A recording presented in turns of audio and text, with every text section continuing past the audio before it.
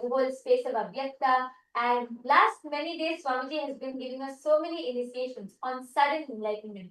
Today, we are going to all be experiencing sudden enlightenment guaranteed. And Swamiji, of course, Swamiji's compassion, Swamiji has opened it up for all, for anyone and everyone to come and be a part of this, to come and experience this. And also, actually, there's one small updated announcement for the Chitsava members. We have sent you all another Zoom link because many of you have gathered in this Zoom. We request all the Chitsava members to please check your WhatsApp. You all would have received an updated Zoom link. You all can join there. All the Chitsava members, you all would have received an updated Zoom link and you all can take a moment to join in that Zoom. We have sent you all an updated Zoom link. We request you all to please join that. Yes, requesting all the Chitsabha members to please join that. Please check your WhatsApp. You all should have received an updated Zoom link.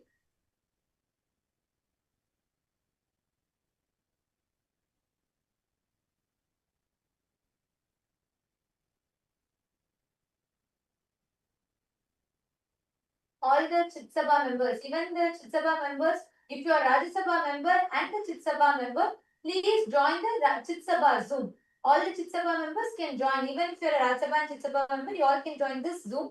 And here is where all of you will be receiving the darshan. Ma, Sharmila, Nishala, could you all please also help inform other Chitsabha members who are not here yet? Please could you call all of them. The darshan is going to be starting in just a few moments. So let's all get ready. And today is going to be a powerful initiation, a very, very powerful initiation.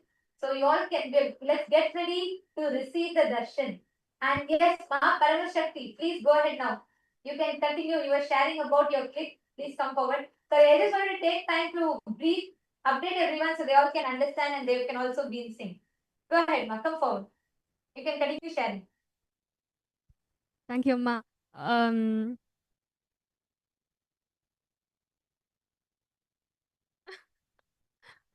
师父说，如果我们是从未显化到显化状态是很容易的。Swamiji says actually it's very easy for us to move from the Vyakta to Vyakta. 从显化状态到未显化状态是很难的，就好像从大海里要用勺子把大海的水挖空一样。But if you want to move from the opposite way, it's difficult. It's just like using a spoon to empty the ocean. 所以当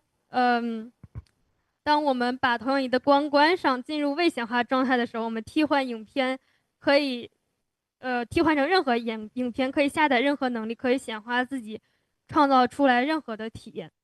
So that's why when we turn off the projector, we have the freedom to play any film, can create any experience of the reality that we want.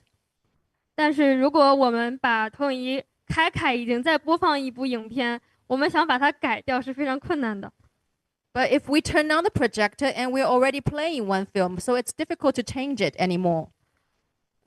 我们很多时候用头脑想要去解决问题，头脑的存在焦虑，想要去不停的制造问题、解决问题，就好像是已经在播放了一部影片，我们在屏幕上乱写乱画。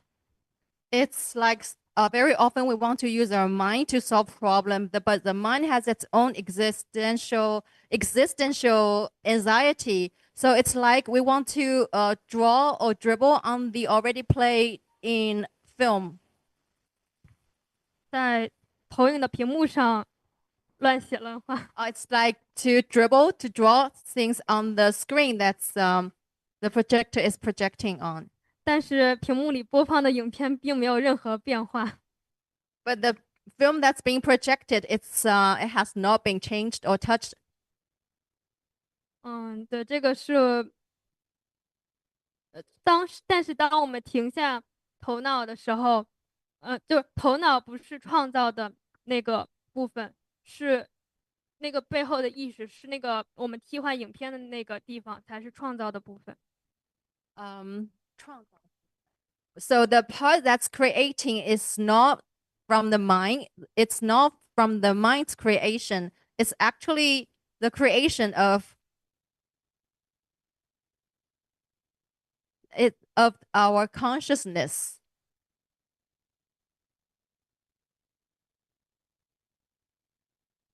It's the part that can store the information. And also Ma Paramashakti, Swamiji tells, see, since you're bringing this projector example, right? They are like a pure canvas. Okay. Even when you tell we are playing the movie, there is a certain association you are having with that movie because you feel you are picking and choosing. Listen, Swamiji so beautifully explains. I'll come to the same example of a project. You are like a wall, blank wall, white canvas, white screen, whatever. Let's say life is projecting a horror movie, a romantic movie, a rom-com, thriller movie, mystery, sentimental movie, and so many different things. But the crux is whether the movie is a horror movie or a rom-com, or whether it is a thriller movie or a sad movie, or whether the movie is super hit, earned 1,000 crore in the box office, or whether it is a flop. In all of these ups and downs, though all of it happens on the theater screen, the screen itself is absolutely unaffected. That screen is your focal point. It exists. The only feeling that is there is it exists. But the focal point that you have is absolutely untouched, undisturbed by all the tsunamis, earthquakes, whatnot that you create in the external world. All the dramas, all the fights, and all the anxieties, everything that we create in the external world is absolutely like it. Our inner space is unscathed by any of it. It does not influence. It cannot be. And that is why Swamiji tells, when you bring your awareness, actually, when Swamiji was reading this, I was thinking, every revelation from the last year or so, Swamiji has been preparing us to receive this truth. Because Swamiji told about seeking the source of the first person. Then Swamiji first revealed about first person, second person, third person. Then Swamiji revealed about seeking the source of the first person. Then Swamiji revealed about how that pure questioning, constantly trying to see who's that I in you. From there, Swamiji spoke about the Navatattvas, all the different things that happen in the cosmos. Then from there, Swamiji mapped it to the cosmos manifesting in you, the Brahmanda manifesting itself in the Pindanda. And from there, Swamiji led us all to this ultimate initiation, giving us the experience of how that I in us, that focal point is Paramashiva, eternal, pure, unchanging, sitting in its blissful state. So when you say the example of moving, Mama, even that there is a certain association you're making. You're thinking the movie is being projected on us. No. Right now, your past, your present, your future, creation, destruction, sustenance, rejuvenation, pulling out of delusion, depression, all of it is happening now in you. Though all of this are happening, your original state as Paramashiva is absolutely untouched. You understand?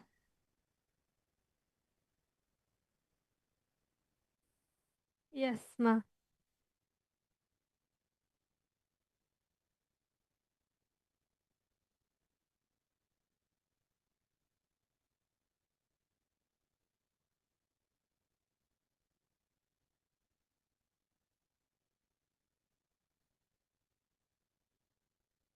No sounds, ma.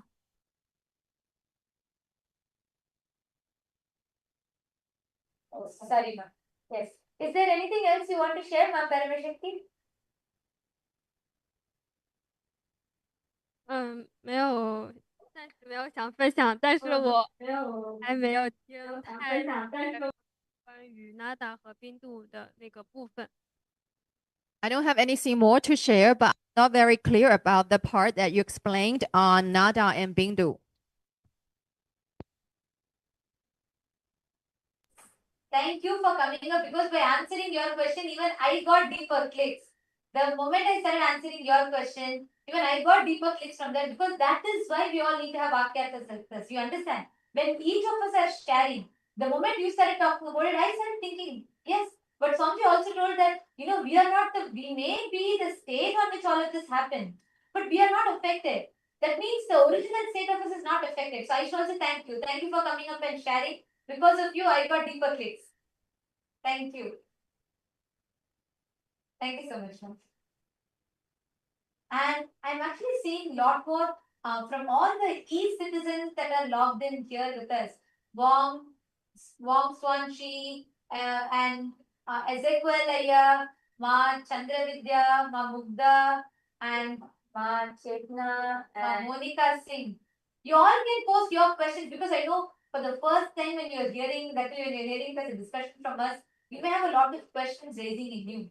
You can all post your questions here. Ma Cecilia, you should join the SJP's room.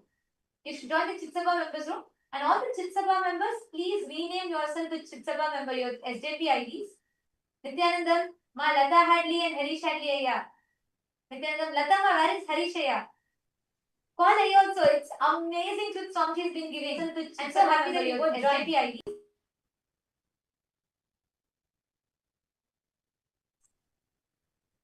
And yes, I'm seeing so many messages coming in the room, the C-citizens room.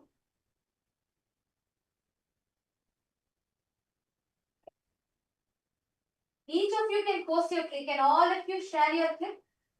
Can each of you share your clicks? The e-citizens, all the participants, viewers that are joining us, Mana Daisy and Monica, because how do you all connect with when you listen to this?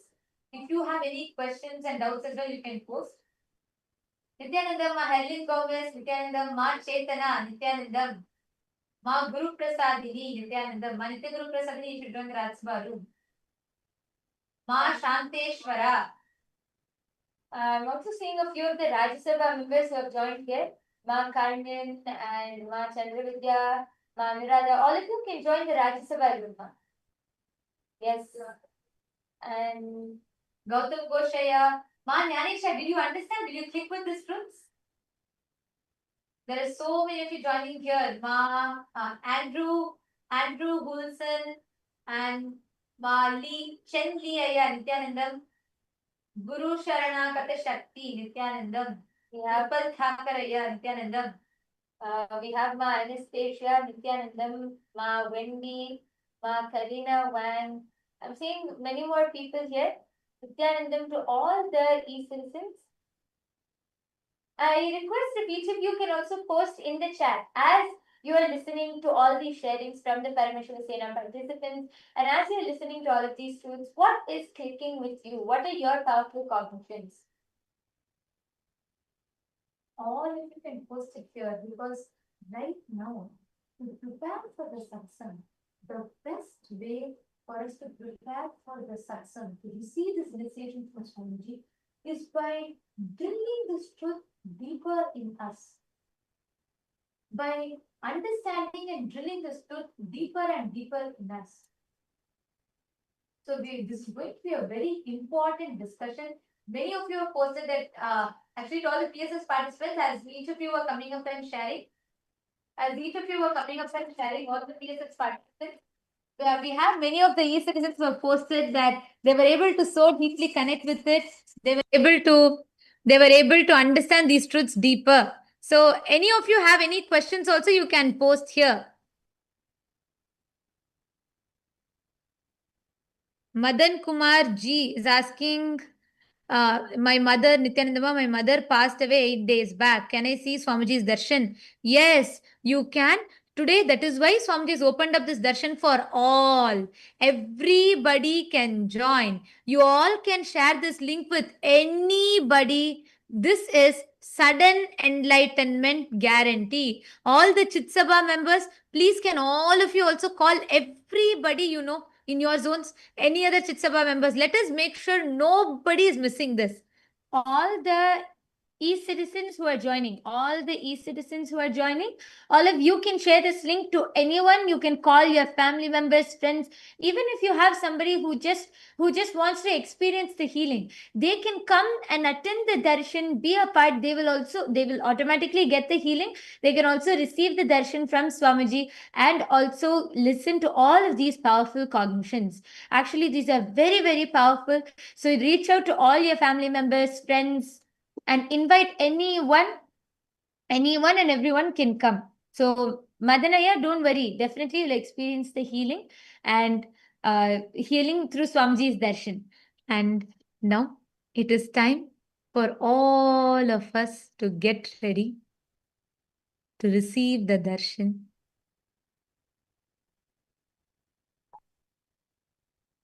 Please sit straight.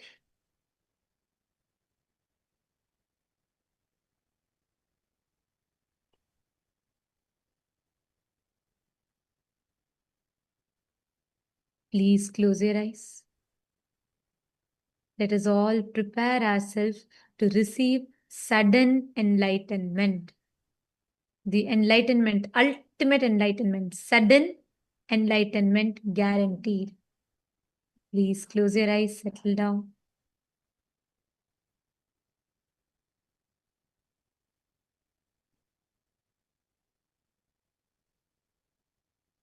Sit with your head, neck, and spine in a straight line. Drop any restlessness, any thoughts, anything which comes to your mind.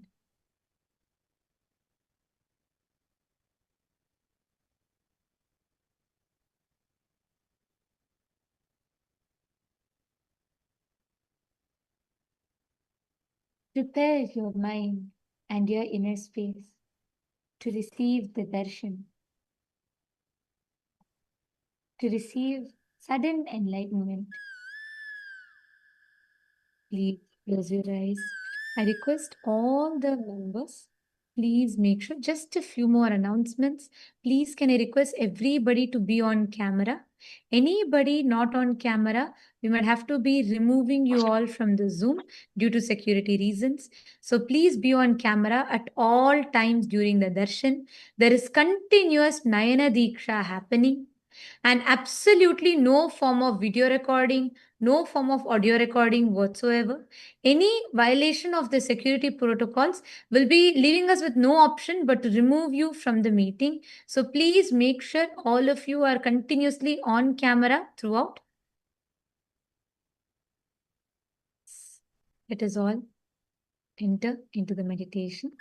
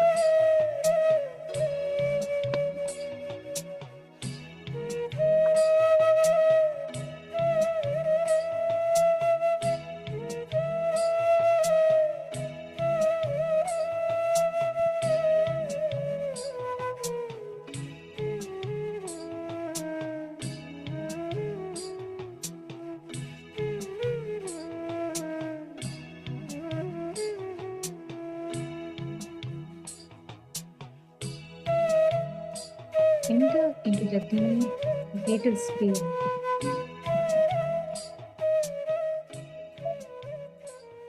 Enlightenment itself is given to you. The ultimate is gifted to you as a gift, sweetly, and remain in that space of deep seeking to receive that enlightenment.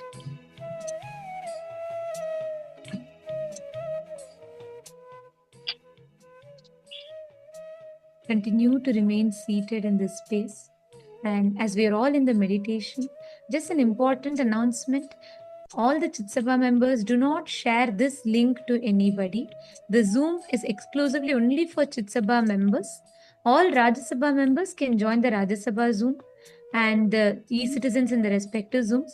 Anybody, any e-citizen or any Rajya Sabha member in Chitsabha Zoom will have to be removing you all from the meeting. Please requesting each of you to join the respective Zooms.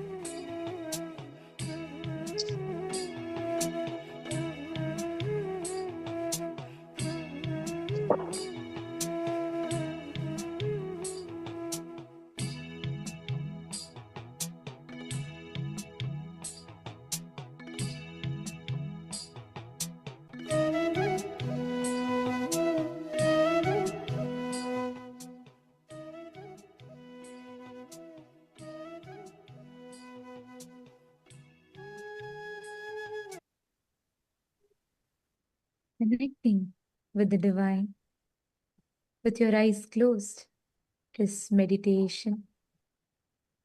Connecting with the divine, with your eyes open, is darshan. Come, let us all now move from meditation to darshan.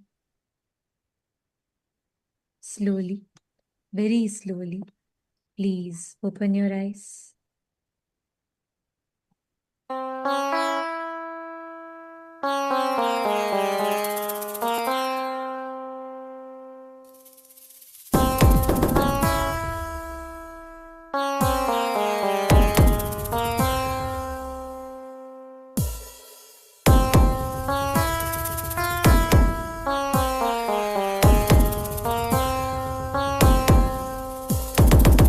Shiva Shiva Shiva Shiva Shiva Shiva Shiva Shivane Pande Avadaritan Kailaya Nayaganadidu Matatil Saivataye Avan Punaramaitan Shiva Shiva Shiva Shiva Shiva Shiva Shiva Shiva Shivane Pande Avadaritan Kailaya Nayaganadidu Matatil Saivataye Avan Punaramaitan Nityananda Nityananda Nityananda Nityananda Nityananda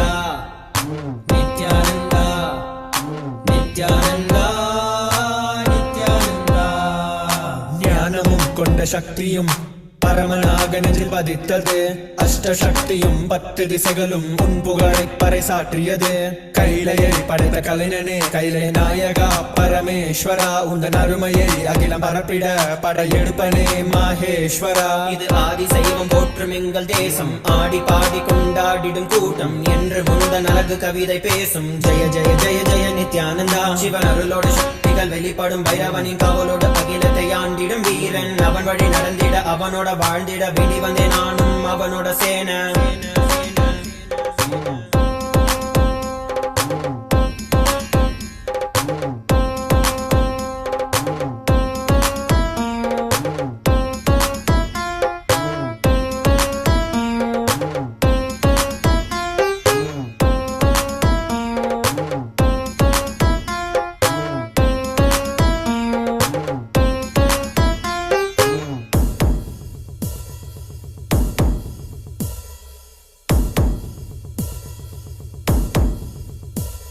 ஒரு பார்வையில் என் முக்கண் திறந்தாய், பரமசிவனாய் வாழ்ந்திட வைத்தாய். நானும் போற்றும் கடவுளே, இந்த கலியுகத்தில் என்னை காத்திடுவாய். பார்க்கடல் கடந்திட வந்த நஞ்சை தானே உண்ட நீலகண்டன் இவன் தாடும் பிரளயத்தை அடக்கியாண்டிட ஆதிசக்தியின் வடிவு கொண்டான். ஆதி சைவத்தை காத்திட வேண்டும், விஸ்வரூபம் எடுத்து நிவா. கோடி அடிகளை தாங்கிய பரம்பரை எழுதில் நாங்கள் வீழ்வோமா? மதுரையை ஆளும் அரசனாய் வந்த சொக்கனாய், ஆதி கைலையை அமைத்த நித்யனாய், சென்று கைலையை செய்த செங்கோல் தாங்கிய சங்கரா. நெஞ்சிலே உனன் குருவையும் உயிர் பக்தியும் கொண்ட தேவனே, இங்கு அஹிம்சையே உனன் வாழ்க்கையாய் வைத்து வாழ்ந்திடும் பரமணியடா. Jaya Jaya நித்யானந்தாய, Jaya Jaya Jaya Nithyananda.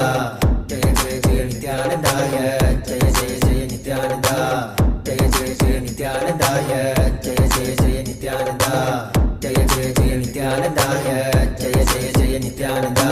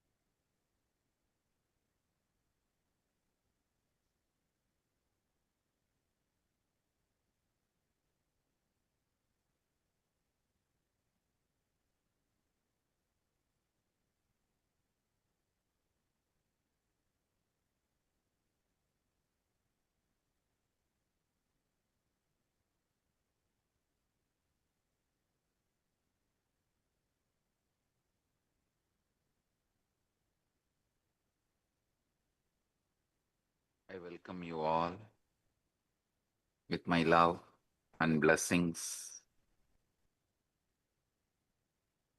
All the Recording in progress.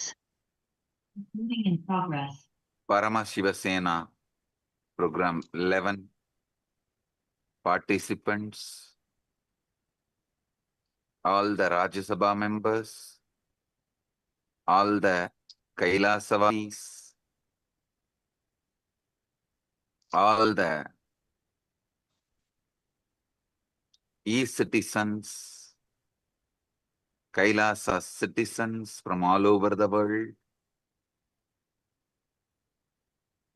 I welcome all of you with my love and blessings.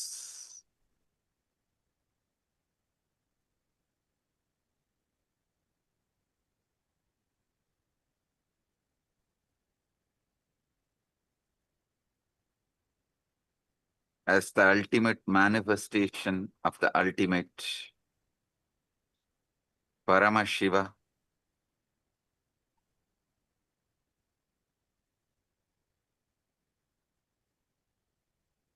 I bless you all with Paramadvaita. Paramadvaita Praptirastu.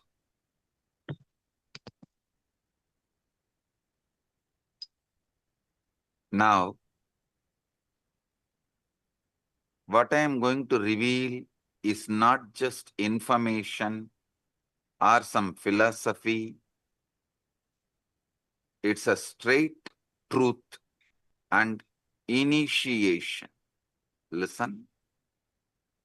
It's a truth and initiation.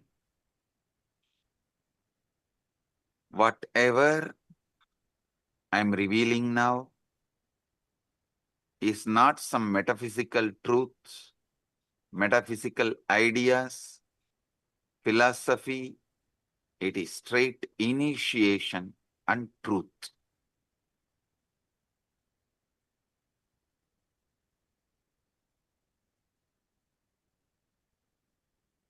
Look at your mind for a moment. That peculiar stream of thoughts flowing through your awareness right now.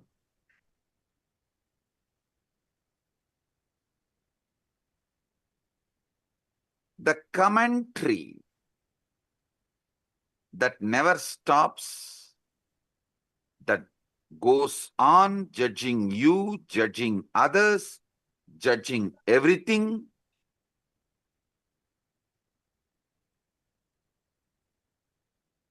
Every words you hear and process inside you, even these words, when you are listening, immediately you start judging.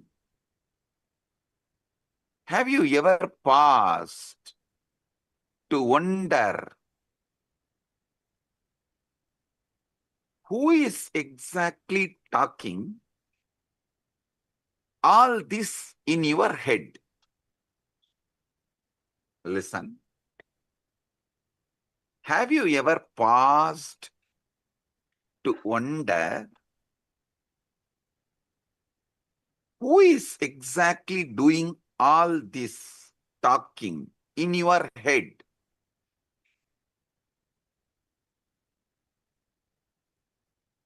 Almost every one of us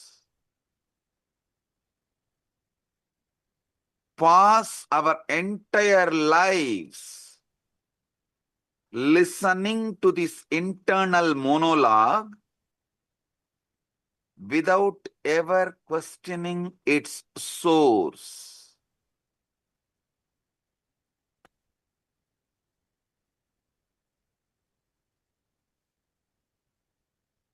We simply assume that is me thinking and carry on. How many of you assume you are only thinking and you just let go, carry on? You carry on with the conclusion you are only thinking. Raise your hand.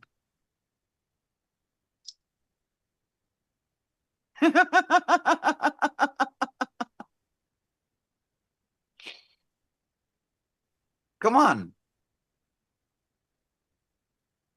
Is it really you? Are you creating these thoughts? Or are they simply arising in you like clouds swarming in the sky? Come on.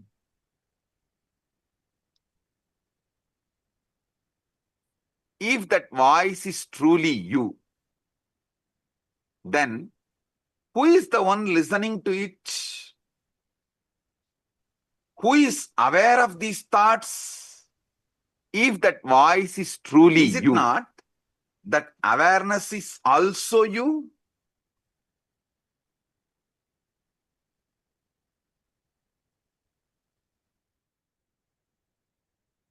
How can the speaker and listener seemingly existing in the same mind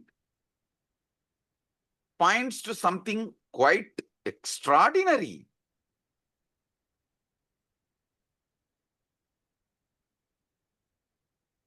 About the nature of the consciousness. How many of you understand the listener and speaker both are existing in the same mind? Raise your hand.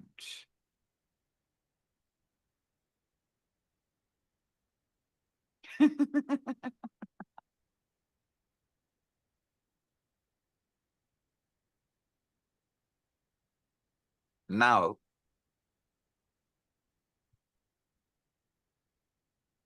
I wanted to reveal, re-reveal and explain something extraordinary. I spoke about it in 2005.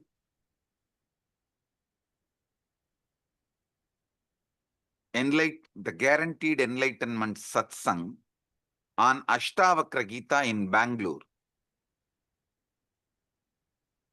Now I'm going to reveal it in a different level, I should say, as an ultimate level.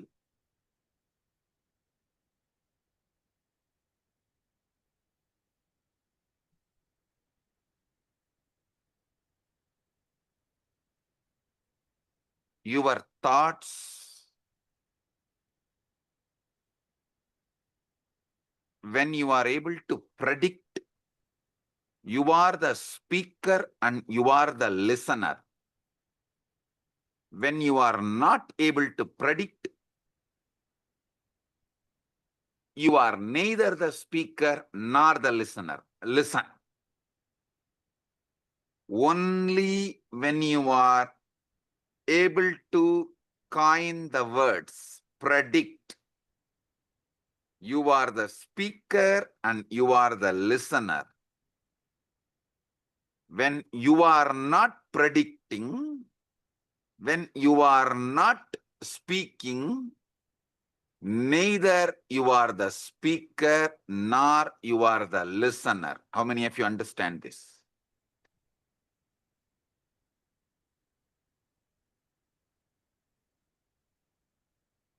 You can't answer and take it for granted. You are only thinking. No.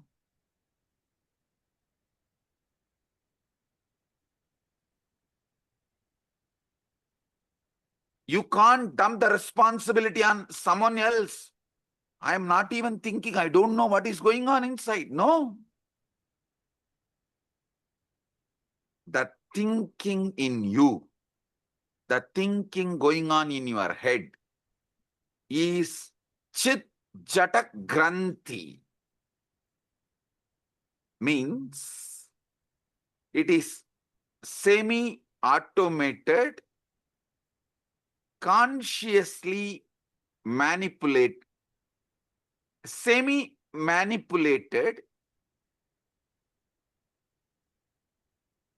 system. Listen. When it comes to heart beating, you can say it is beating on its own. Your involvement is practically nothing. But you can't say, you can't think, you can't say you can think as you want forever. How many of you are understanding this unpredictable nature of thought?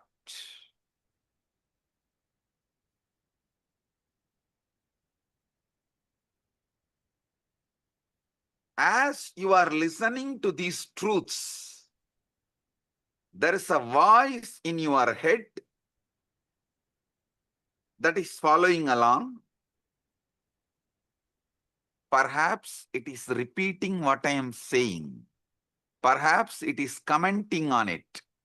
Perhaps it is agreeing with it or opposing it, or partially agreeing with it, partially opposing it. Here is a very peculiar thing. If you pay very close to attention to the voice going on inside, you will rather notice something very odd. You cannot predict with certainty what your voice is going to say next. If you decide to stop and utter the words as you want in your head, you can listen also your words. So either your speaker and listener simultaneously exist, or speaker and listener both absent, some speaking is going on. How many of you understand it?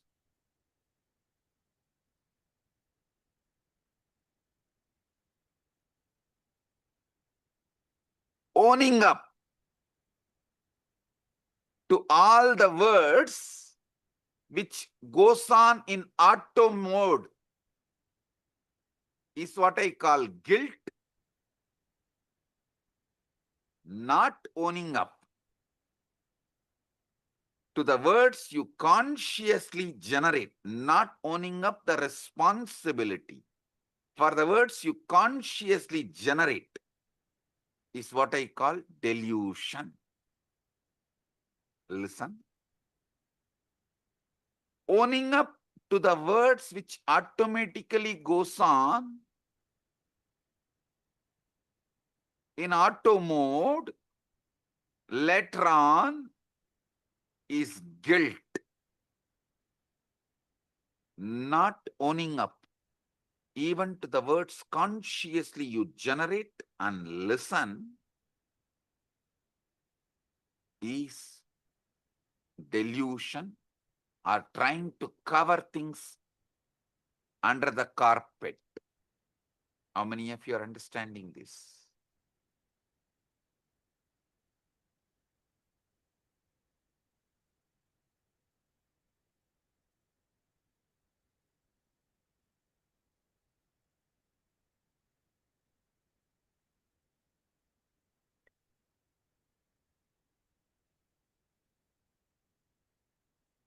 You cannot predict with certainty what this voice is going to, what your inner voice is going to say next. That doesn't mean you can't control it.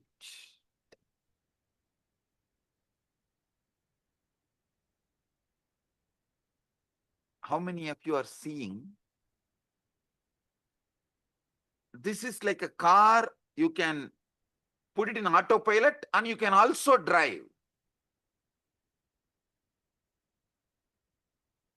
At some point you drive, at some point you put it in autopilot mode.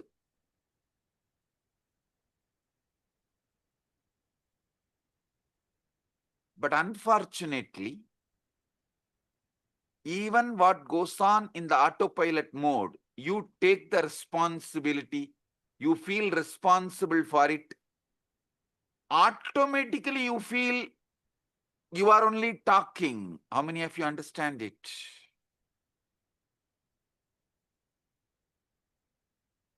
This is utterly superfluous. Listen.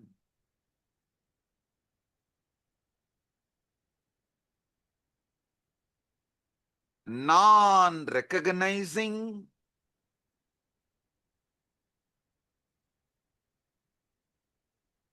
this autopilot mode,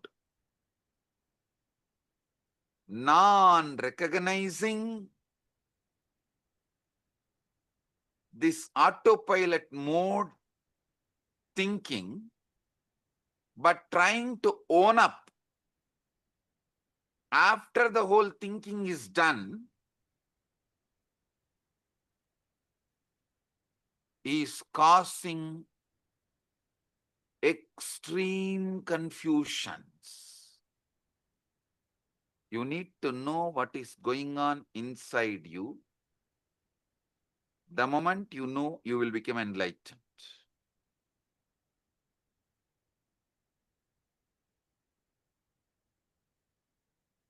Am I doing the thinking, or is thinking happening to me?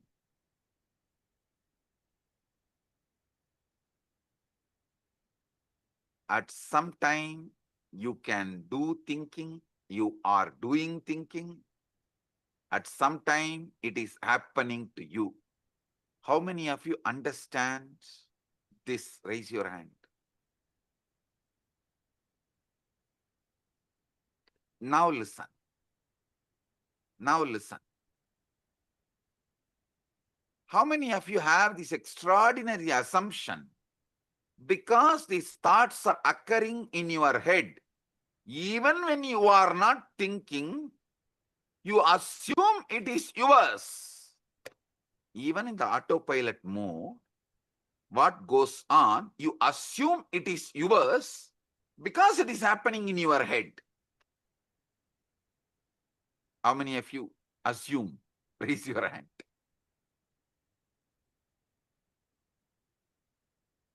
Yes. Drop the hands. Listen.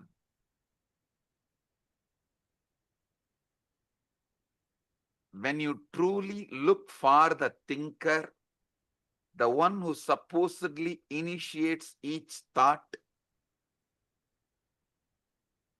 you find yourself in a very curious position.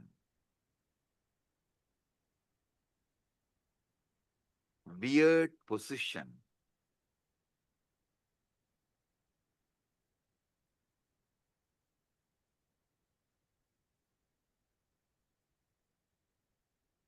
When you consciously think, yes, everything is great, right? But when it is going on in auto mode and you try to find who is thinking, suddenly the auto mode stops. How many of you have discovered whenever you become aware and find out who is thinking, the auto mode stops? Great. Great.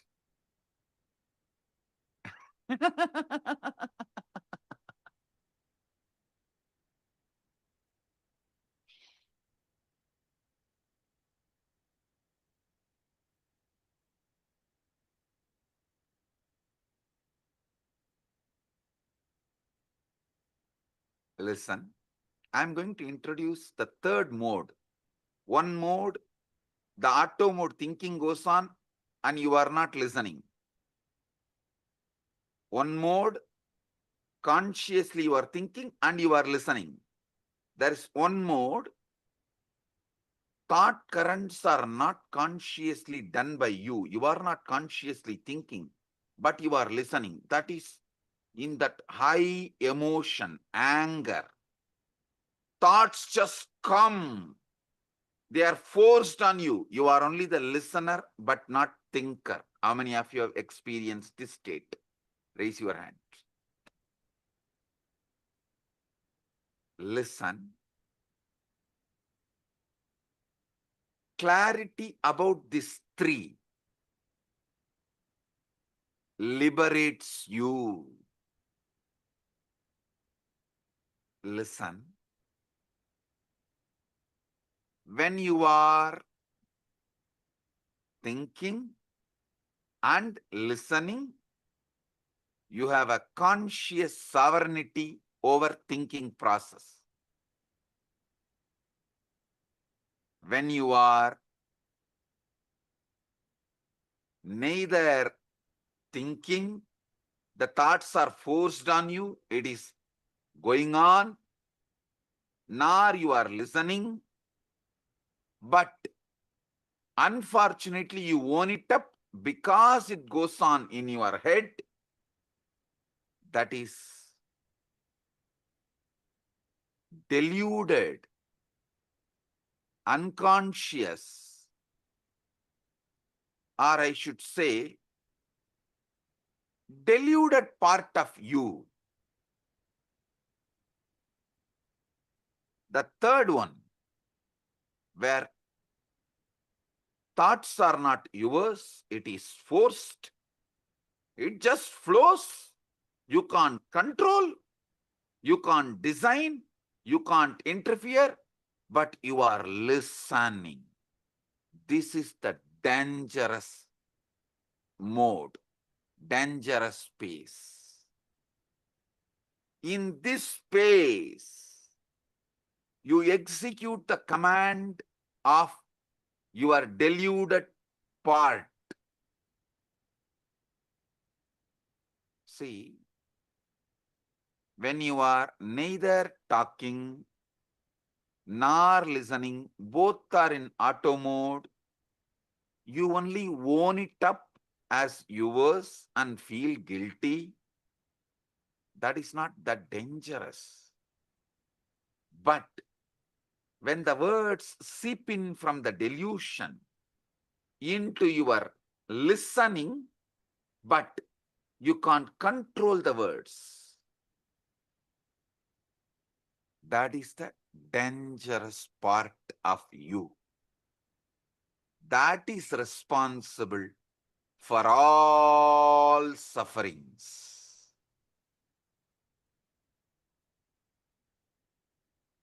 You may say, your brain is thinking,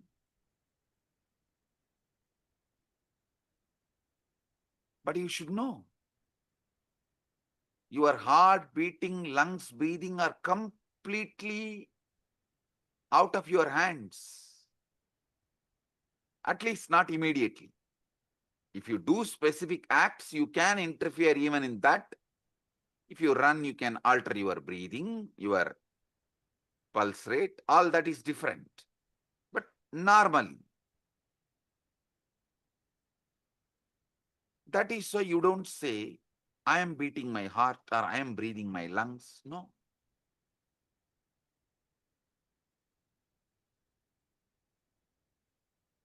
You know, these are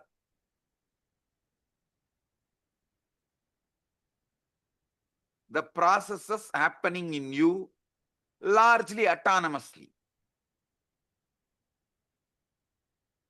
But even the autonomously when the thinking is happening autonomously, you own up, and when those thinking is forced on your listening, you execute thinking it is yours. How many of you understand?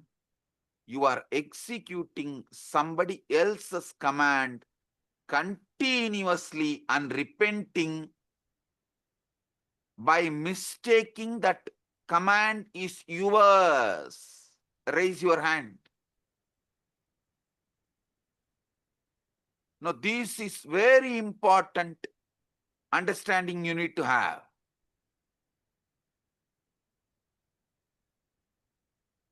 Listen to these three. Drop the hands. Listen. One side, consciously you speak, consciously you listen. That is a chit part of you, conscious part of you. We will come to that later. It can be handled easily. Second, the jata part. Neither thinking is you are aware of it, the thinking, nor you are listening to it. Thinker, listener, both are absent. It goes on autonomously.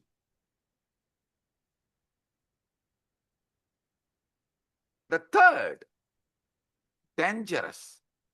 From that autonomous thinking zone, the thinking enters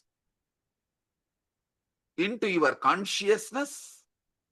Listening happens consciously, but thinking is not under your control. But you take that as your thinking and start executing. This is what is the third part, Chit Jatak Granthi part. How many of you understand? This Chit Jatak Granthi part is responsible for all mess in your life.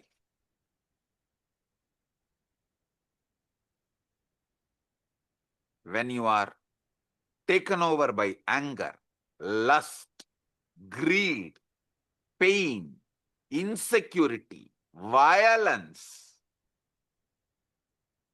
the command is generated by somebody.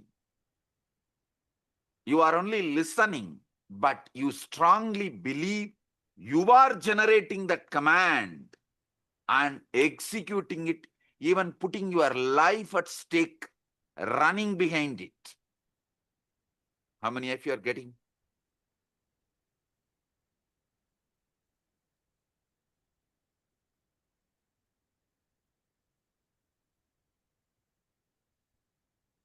Drop the hands. The inner voice, you are only able to listen, but does not have power over. Is not you, which you are not able to think. That is what I call ego.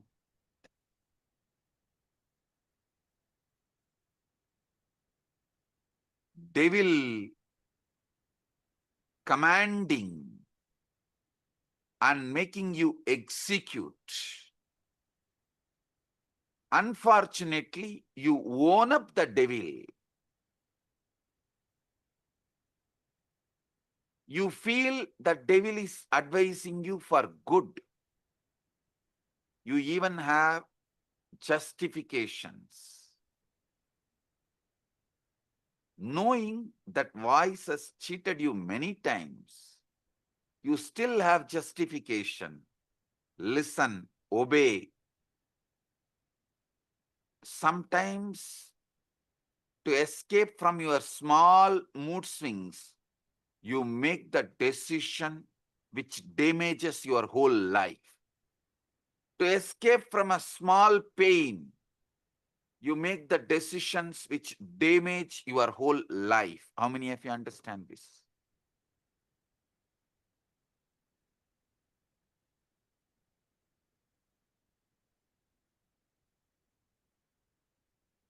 Relax.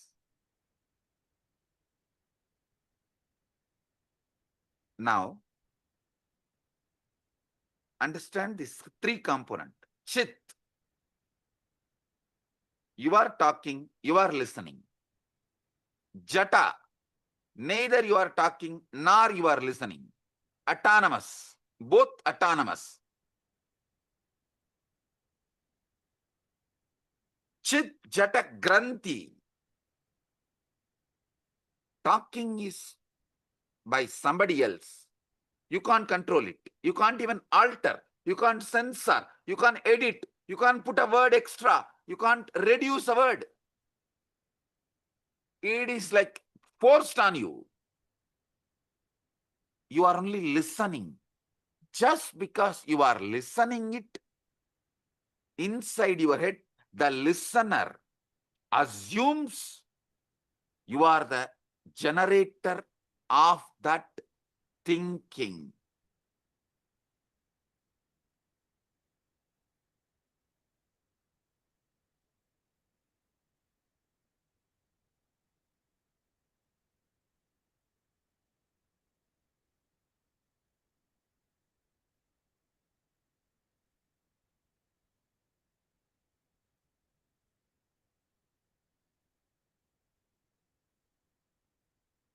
Chit Jata, Chit Jata Granthi.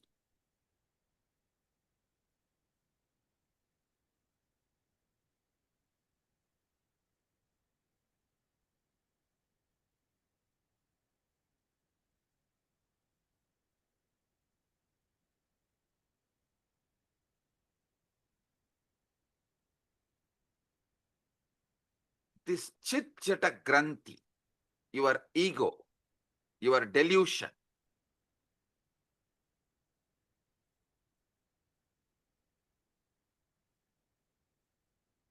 this part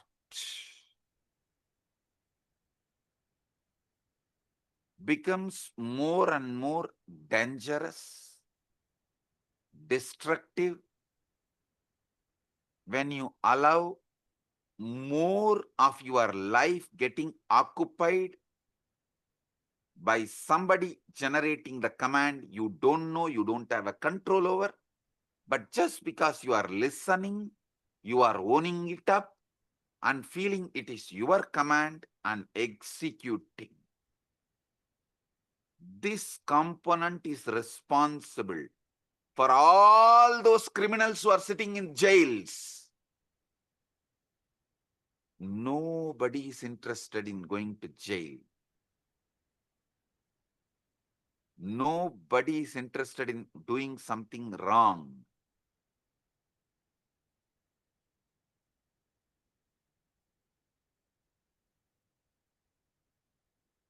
But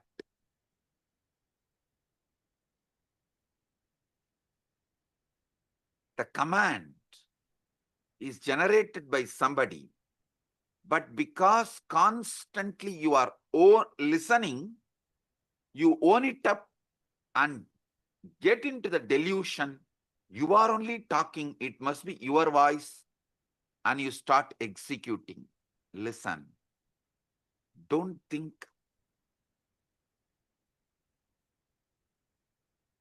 This Chit Jata Granthi creates put someone only in the external prison. This is internal prison. All of you are also in a way, kind of a prison, which is just this chit chata granthi, and the decisions you made because of this chit chata granthi, the securities you built around you, which has become many times a prison, the life you built around you, which has become many times prison, many things you built around you, which has become many times prison, is owning up to the voice just because you listen to it, because it is from your head, you think it is yours, you really feel it is yours, but actually you don't know. How can you own up something which you have not uttered? See, if something is yours, then you should be able to edit, add, delete, speak. Are you able to? No. Then how can you own up and execute certain command, some command, which you are not owner, but continuously you believe it is yours? How many of you understand this? Raise your hand. Yes, now I'll give you just 3 minutes. Pen down this chit, jata, chit, jata, granthi, all three. So you are understanding it.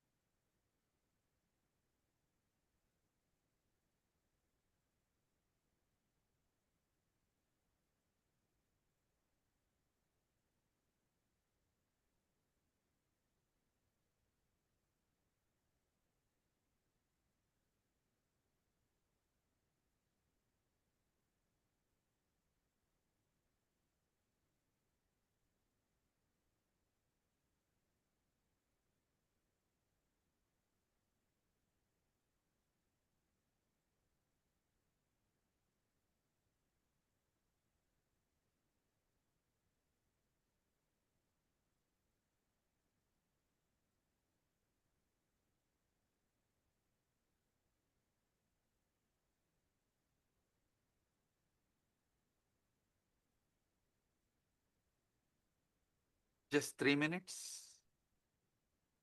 Pen down. Because I am interested in you, understanding you. This knowledge will enlighten you. It will give you sudden enlightenment.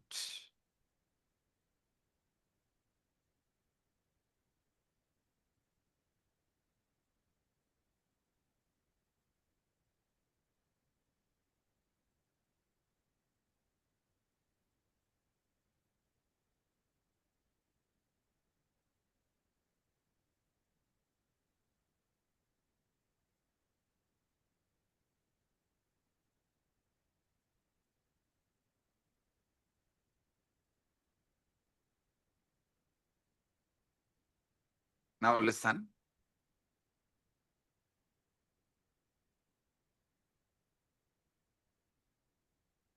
The chit part of you, the voice you can generate, you are listening.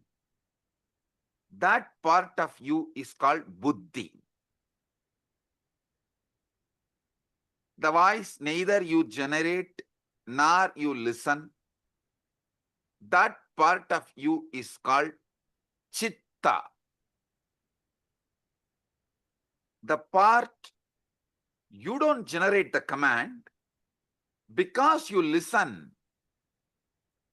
You assume it is yours and you obey. This part is called ego, ahankara. This voice of ego, listen, this is actually the 90% of your life. 90% of your life is dominated by this third component. How many of you understand that?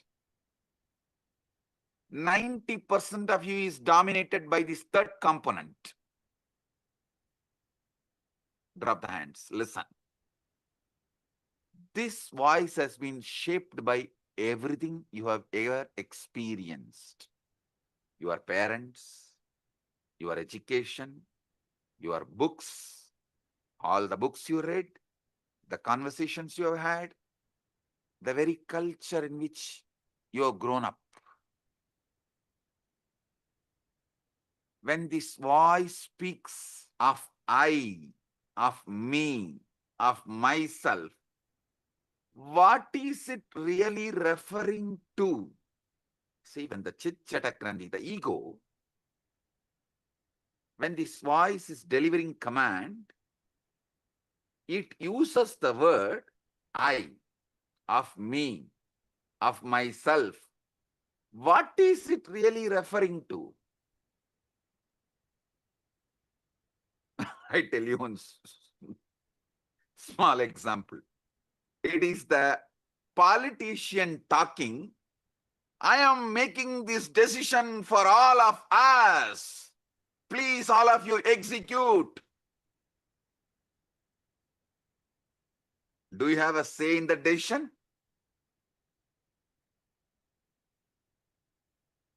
You just execute. And you are convinced you made the decision because you voted 4 years before or 5 years before.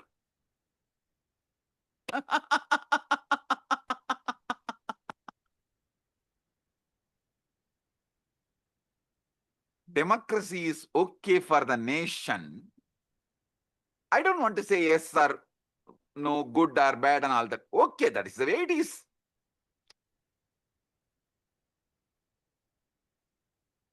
But blind way of living is not right for yourself.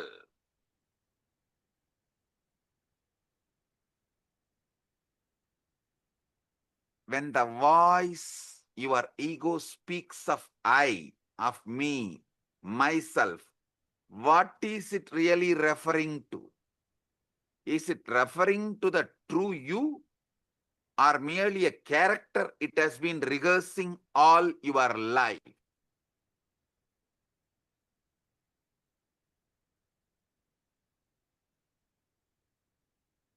How many of you understand? From the moment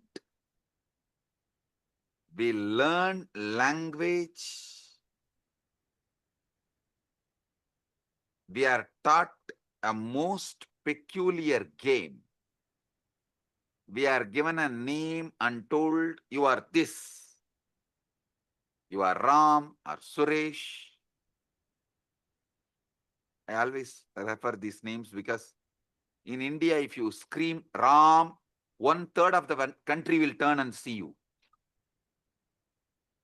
If you just shout Ram, 1/3 of the country will turn and see you.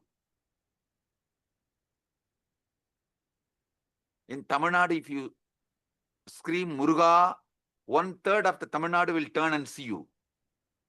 In Tiruvannamalai, if you call Arunachalam, 1/3 of Tiruvannamalai will turn and call you, see you.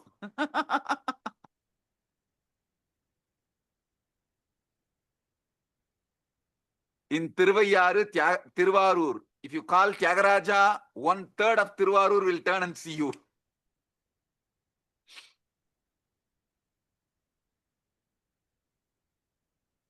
Listen, this peculiar game of name, as if this collection of sensations, feelings, experiences, all is a one continuity you get deluded by that one word called your name. How many of you are cracking it?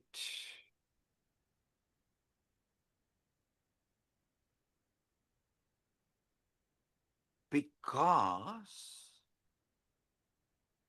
you believe in your name, and that name gives you the false idea of continuity, and because you believe in that false continuity, all that goes on inside you, you own it up and go to the extreme of executing it, even sacrificing your life many times. Your joy, love, you are ready to go through so much pain and you are doing it. How many of you understand this whole drama?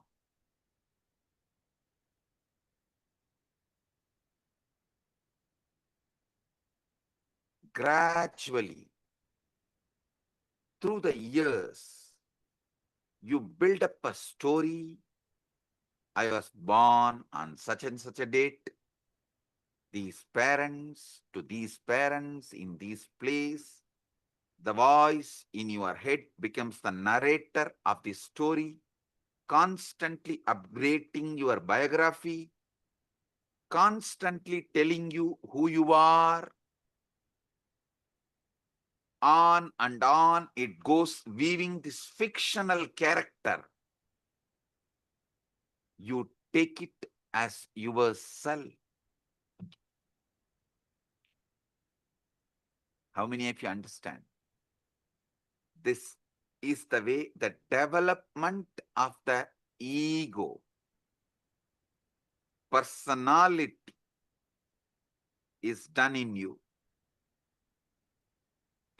I give you a few more minutes, 1 or 2 minutes, just jot down how your personality, ego is created. Pen down.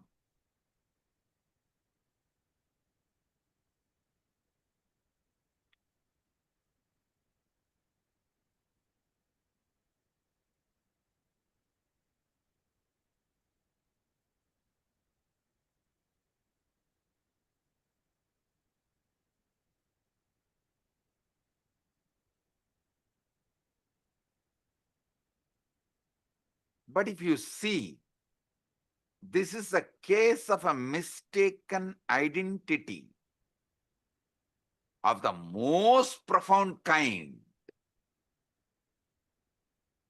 With how many of you this clicks? Oh God, this is really, really, really most profound mistaken identity.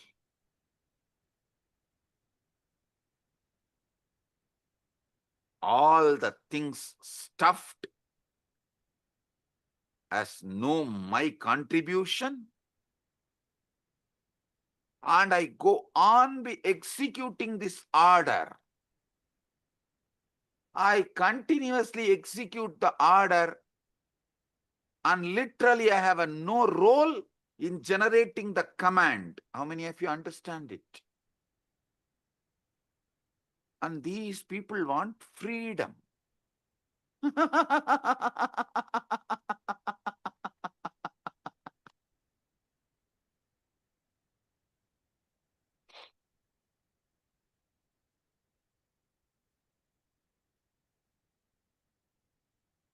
How many of you are right now seeing your ego is mistaken identity of the most profound kind?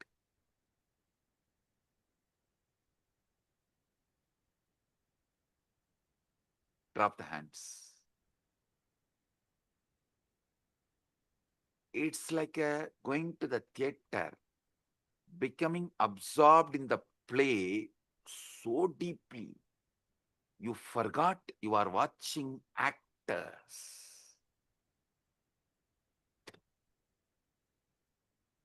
Actually, your case is worse than that because the play has been going on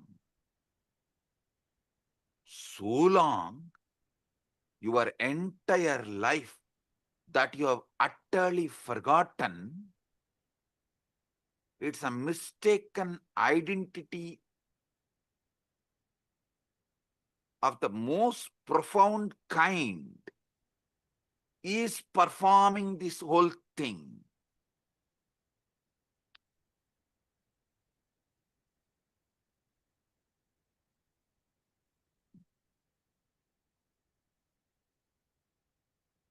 This separate self, this ego, as I named it, for your understanding, for our convenience, we named the Chit Jata Granthi. Buddhi, Chitta, Ahankara.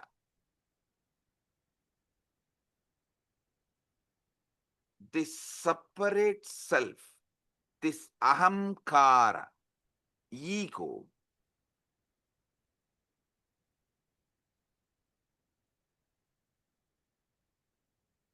is the source of all Maya,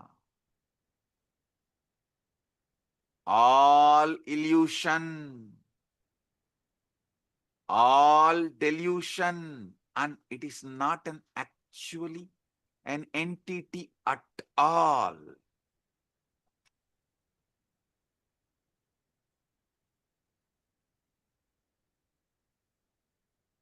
I enlightened all of you about your buddhi, your chitta, your ego, which is source of all illusion and delusion. It's a process. It is something your organism is doing. But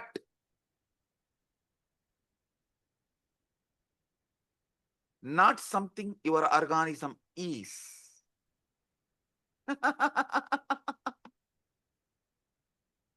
It is something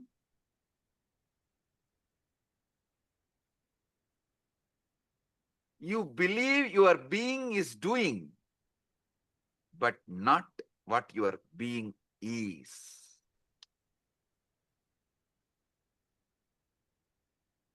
How many of you are getting it?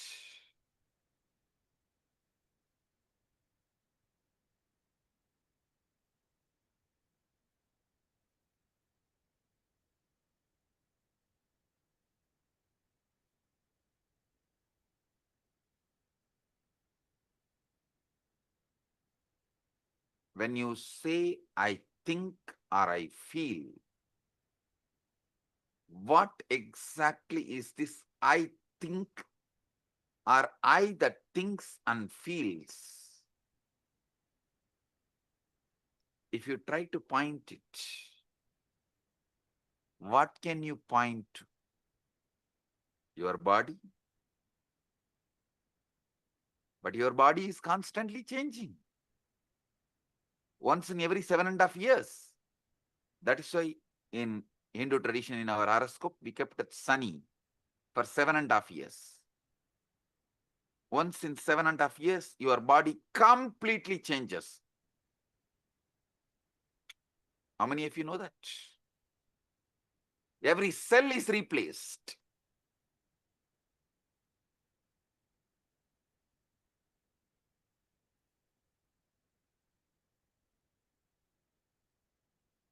Your memories to change.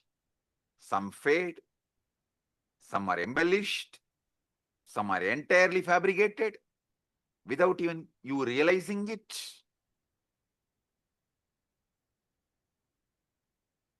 Your memories change, your bodies change, your ideas about you change.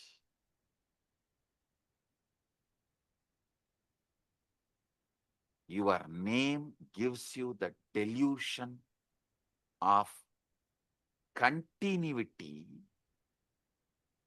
stops you experiencing eternity.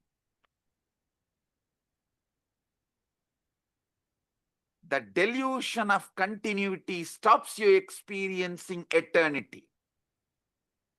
Note down this word. This is the most powerful cognition.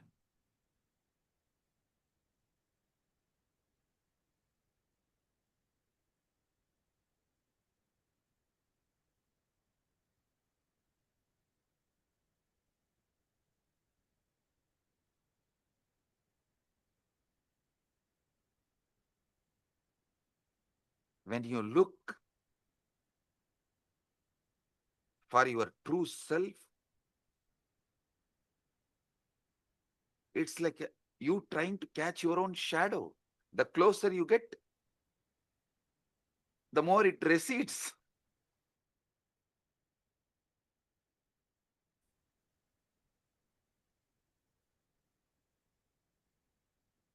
How desperately you cling to it, how terrified you feel at the prospect of losing this sense of self. How many of you understand? You are terrified at the prospect of losing this sense of self. That is why you continue to cling to this delusion. That's a true pathology.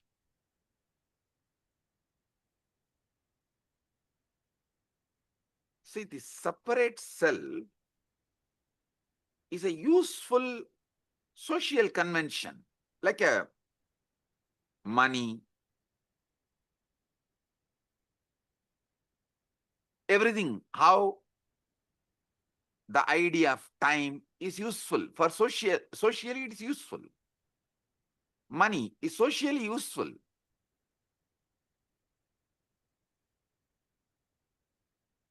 But not the truth.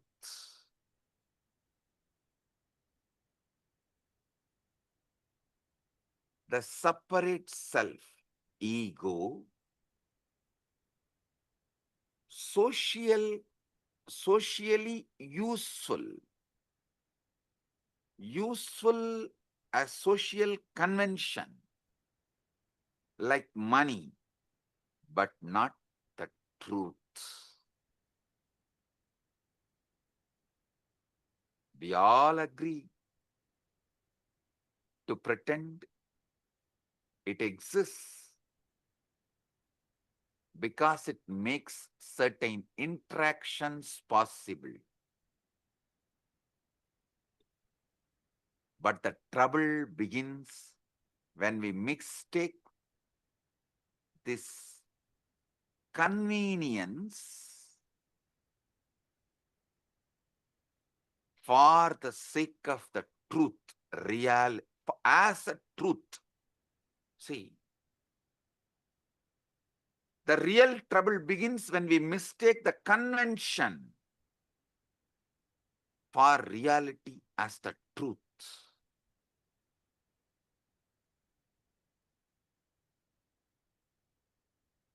There's a most peculiar paradox at the center of this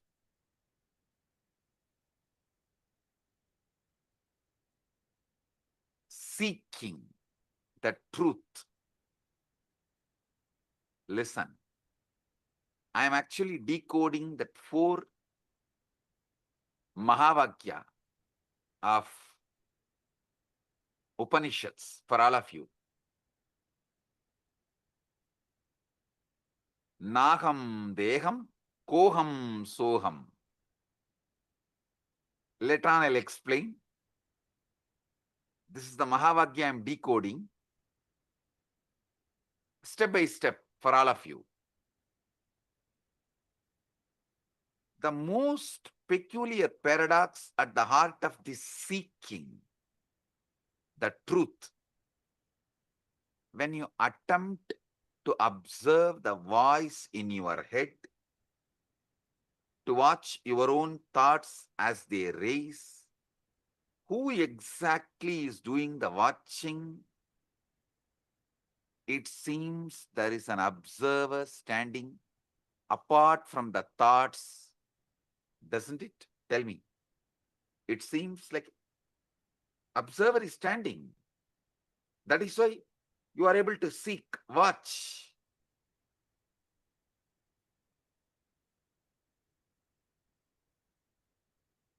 But if you look closely at this observer, you will notice something extraordinary. It too becomes an object of observation. You can observe even the observer. If you have done ajapa, you can understand what I am saying. In the beginning of the ajapa, you will try to do Shiva, Shiva, Shiva. Then you can make that Shiva, Shiva repeat, and one part of you can observe, one part of you will be doing the japa. If you go deeper, one part of you will be doing the japa, one part of you will be observing, one part of you will be observing the japa and the observer both. If you have done ajapa japa sadhana, you will understand what I am revealing.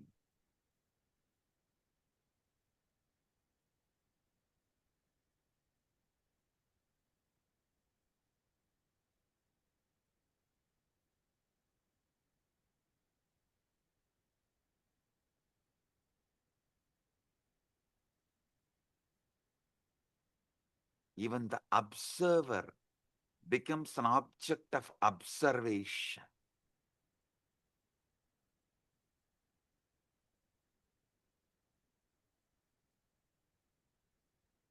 You can see everything except the scene itself.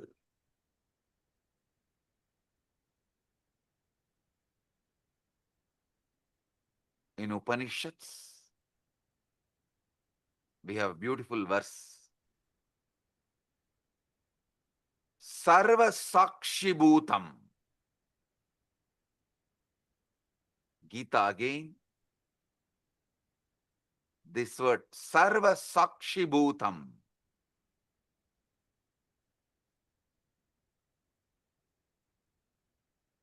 The word is used. Sakshi.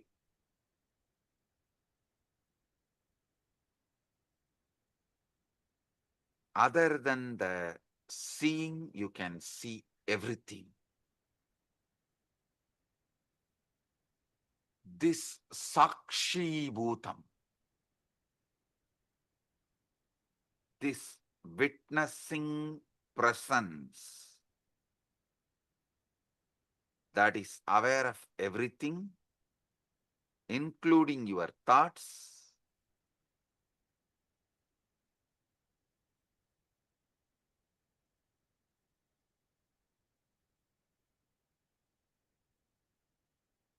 the pure subject, which can never become an object. How many of you understand this truth?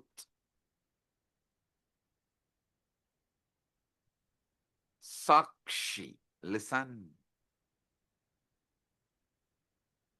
This Sakshi, the pure witness, the pure awareness,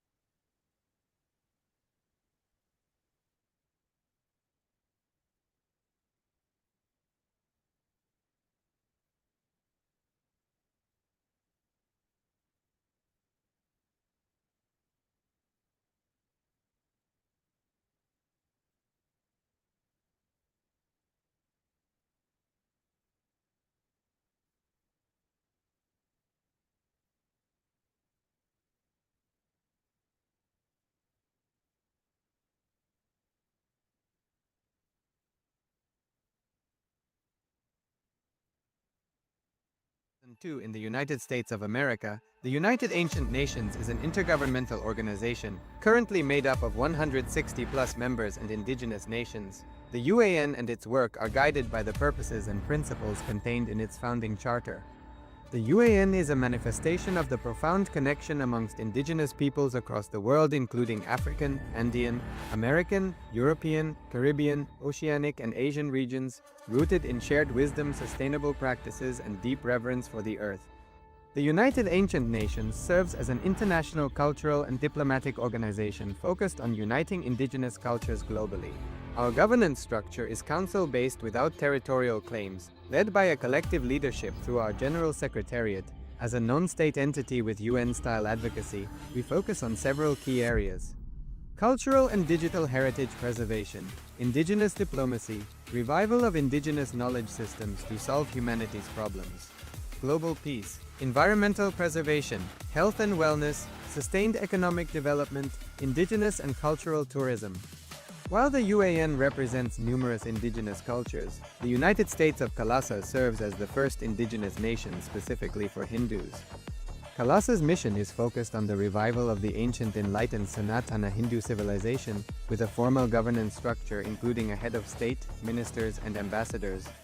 Under the leadership of SPH, Supreme Pontiff of Hinduism, Bhagavan Nityananda Paramashivam, Kailasa has achieved recognition as a sovereign subject of international law, possessing distinctive attributes of juridical statehood. The United States of Kailasa is the main sponsor of the proposed UAN headquarters.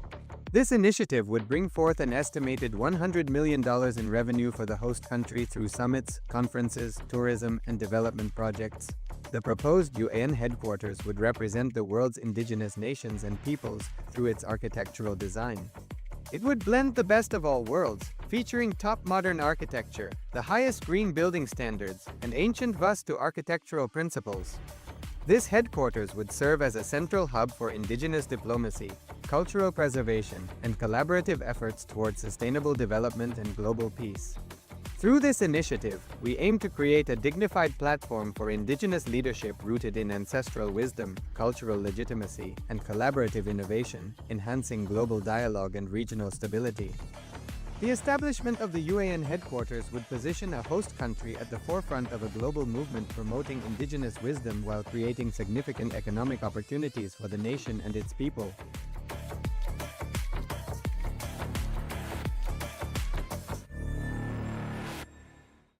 Across the turquoise waters of the Caribbean, a historic movement is Giving rising. a few minutes so all of you can type out your understanding. So each of you can type out what you have understood.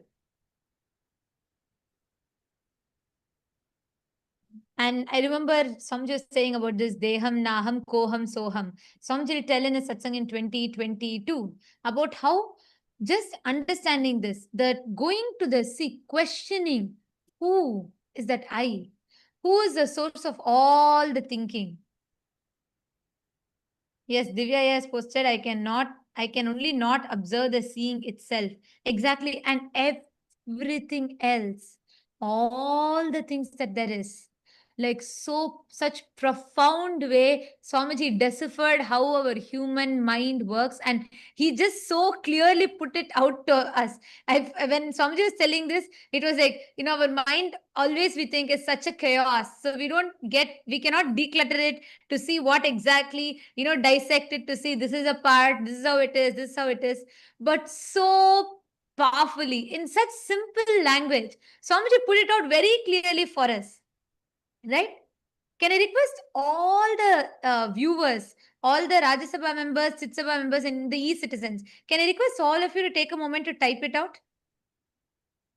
Because Swamiji revealed the three important components: the Chit, the Buddhi, and the Jata, the Chitta, and Chit Jata Granthi, Ahankara, ego.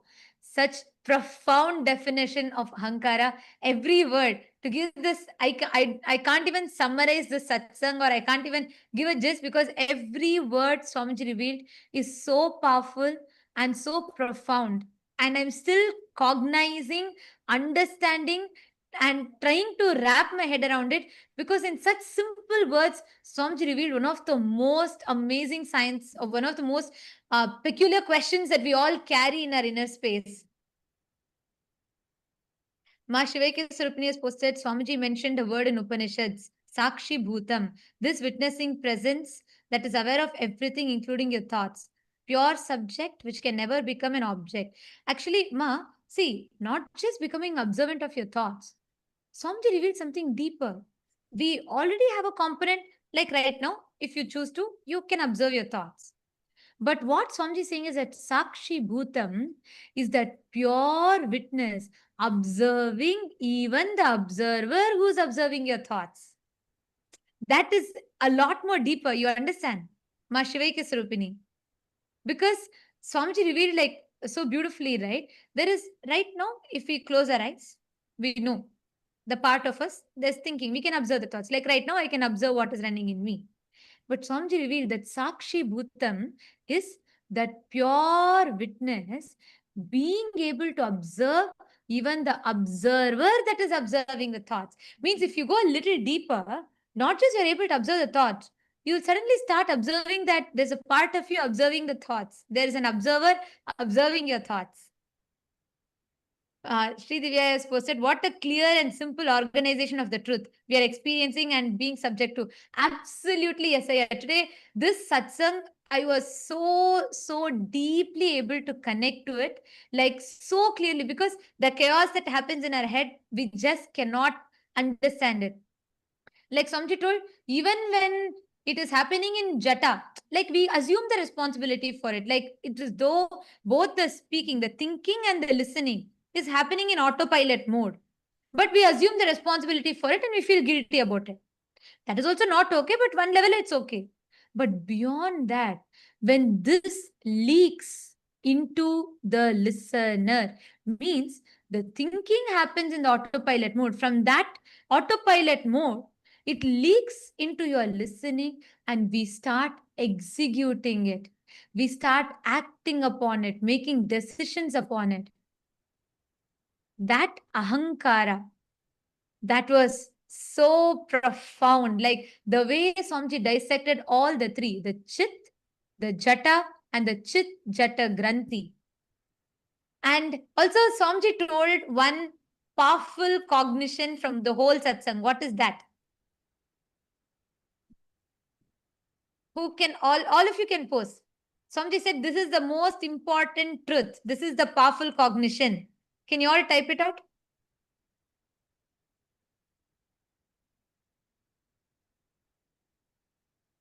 What is that one powerful cognition? Vimal Patelaya, you have put ego stops you experiencing eternity. The stops you experiencing eternity is right. But Swamiji said something very specific. Yes, your name. And the most important truth, Swamiji said, the perceived continuity, because your name, everything changes. Your body changes, your thinking changes, your memory changes. And Swamiji said even, sometimes memory can even be fabricated by us. That was like another big shock. But anyways, so your memory changes, everything changes. But the name that you have, the perceived continuity the name gives, stops you from experiencing eternity. Wow. Just wow. What an amazing truth. Yes, Shiv Panditaya, your name gives you a sense of continuity, but you miss that you are eternity itself. Yes. And not just it, it stops us from experiencing the eternity because it gives us a sense of perceived continuity. It stops us from experiencing eternity.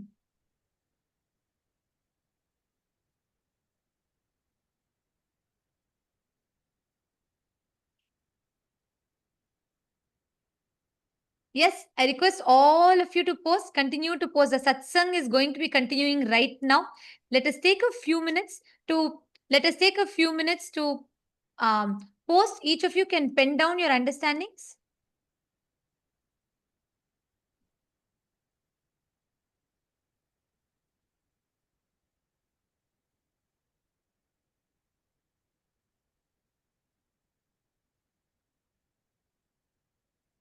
I'm seeing so many of you have posted. So many of you are posting your clicks.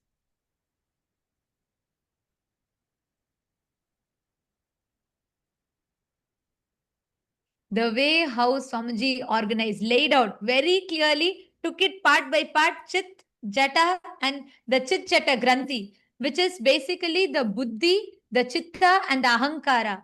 And so precisely laid it out for us so we can understand our mind.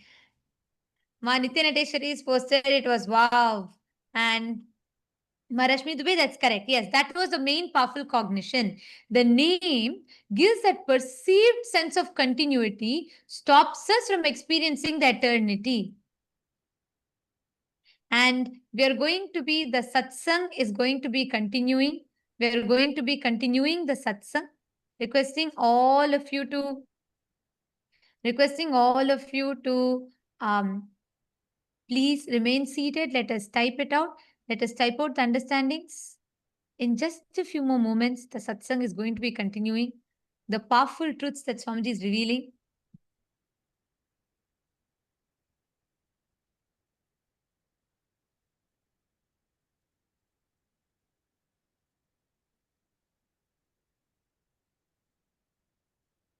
And all the viewers, all those that are watching us on YouTube, and all the citizens, e-citizens that are logged in here, can all of you also post what all each of you are understanding?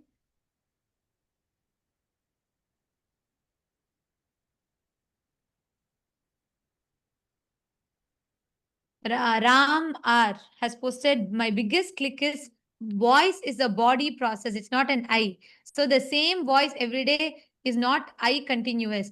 Actually, yeah, see, Swamiji told, right? That voice, if you try to find the source, who's creating these ideas? What is the source of that autopilot thinking in us, that ahankara? Just when Swamiji was telling it, I was having that question, and Swamiji so beautifully answered. You cannot put your finger to one particular point because it's a summation of all the cognitions, words, dialogues that you've had from your parents, teachers, school, religion, church, so many different concepts. A summation of all of it together. Om, om, om. Blessings to all of you. Sorry for the technical glitch. If you are able to see me, hear me, please wave your hands. If you are able to see me, hear me, please wave your hands. Report. Om, om, om. Om, om, om. Listen. Yes. We have been conditioned to believe. Listen. I was explaining about Sarvadi Sakshi Bhutam.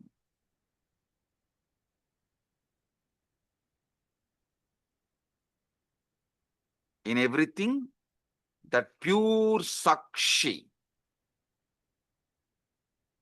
In the West, we have been conditioned to believe that consciousness is something the brain produces. Like how the liver produces bile.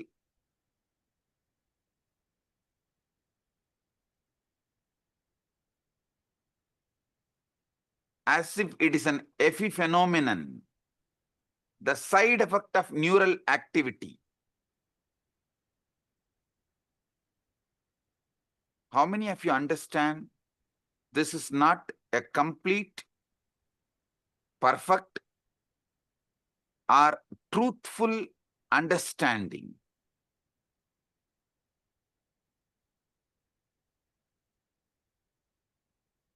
See, this is like the screen on which you are watching the movie is producing the movie.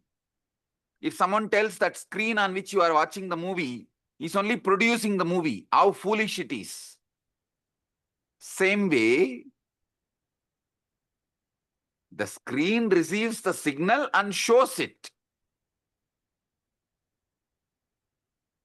Same way, brain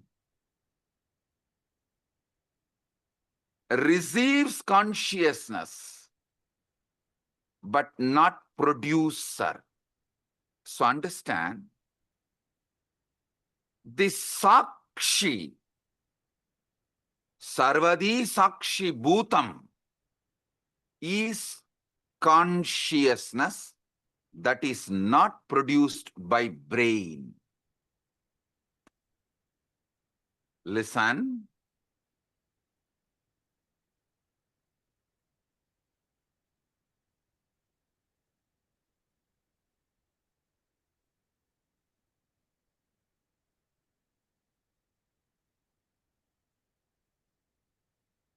All Vedanta Sampradaya,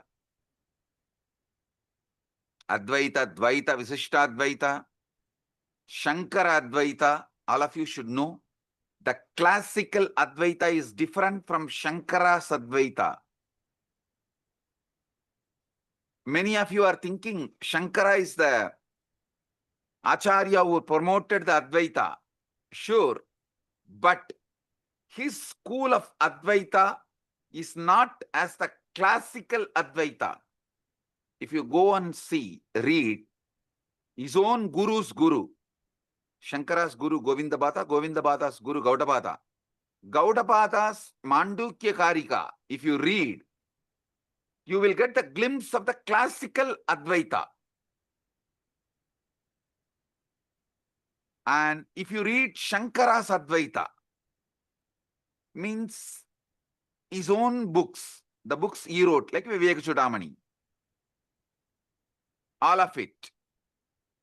The Shankara's Advaita is different from classical Advaita.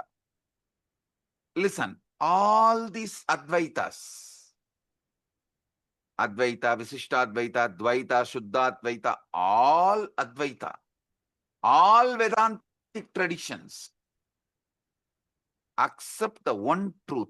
Consciousness is the fundamental ground of the being. That Sarvadi Sakshi Bhutam, which I was describing,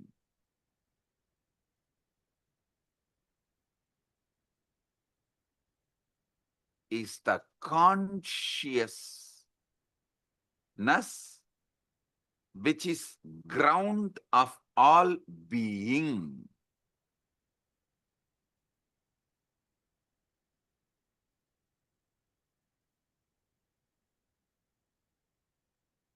Listen, if you want health, you need to get involved with your body and do yoga. If you want enlightenment, you need to get involved with your inner space, consciousness, and see what is going on and awaken yourself. What?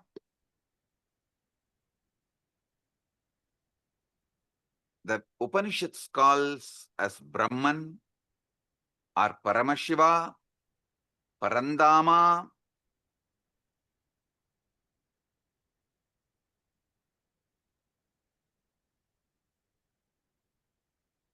that is that Sarvadi Sakshi Bhutam. When that mirrors in individual being, we call it Atma. Atma is that Sarvadi Sakshi Bhutam in individual.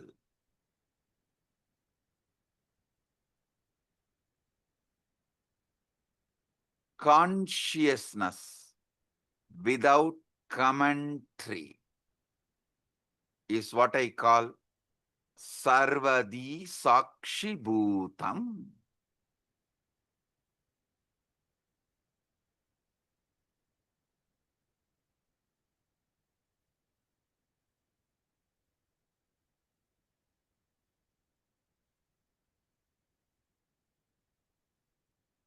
when you are in deep meditation,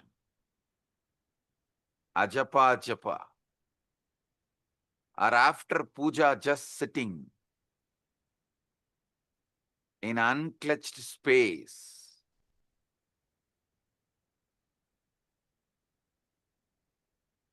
in that pure silence, sarvadi sakshibhutam comes out, removing all the veils, all the masks, all the makeup.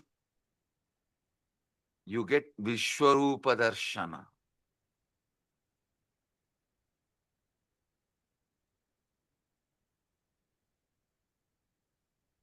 You become vivid, real. The commentary inside you stops, but that Sarvadi Sakshibhuta remains. How many of you experienced it at least once? Raise your hand. During initiation or unclutching. That's all. Listen. Listen. The true nature of consciousness might not be the inner voice at all, but the Sarvadi Sakshibhutam, in which these voices come and go. They all come and go.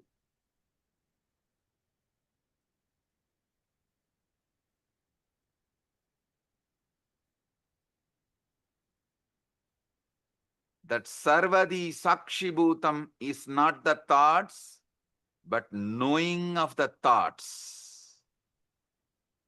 As soon as you try to grasp this pure awareness, to hold it, examine it, it slips away. It disappears. Like you try to hold the river in your hand, in your palms, it disappears. It slips away. The very act of trying to observe it turns it into an object which it can never be. So you can only be. The observer who observes the observer.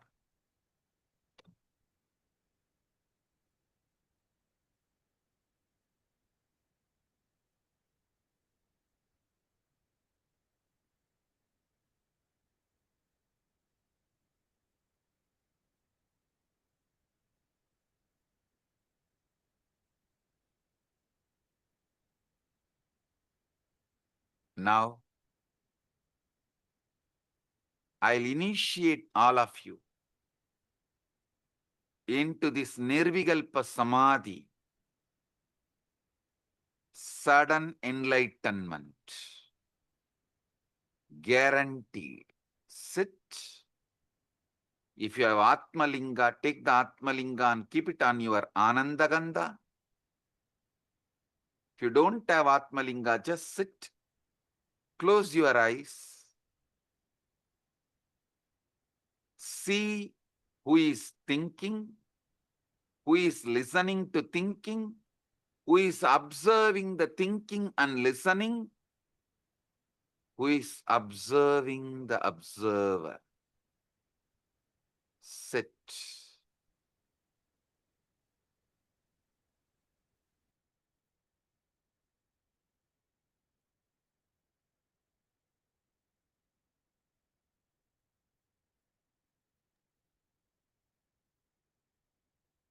Sarvadi Sakshibhutam.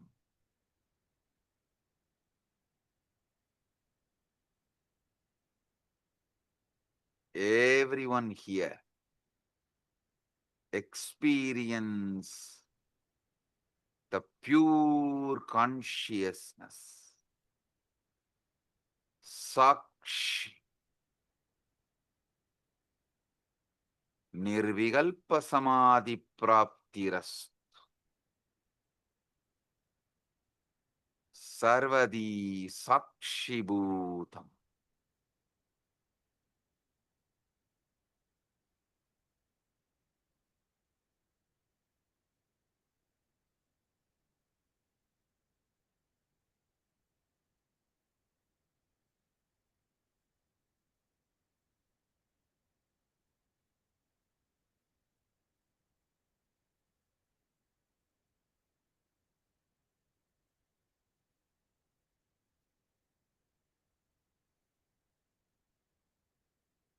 Anecha degam manaso javiyo nainaddevo apnuvan purvamarshat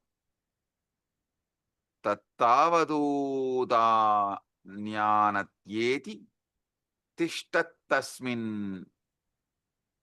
nabo madarishvadatat. The motionless one faster than mind, and devas and senses could not overtake it, which ran before. Setting it goes faster than those who run after it, by it all pervading.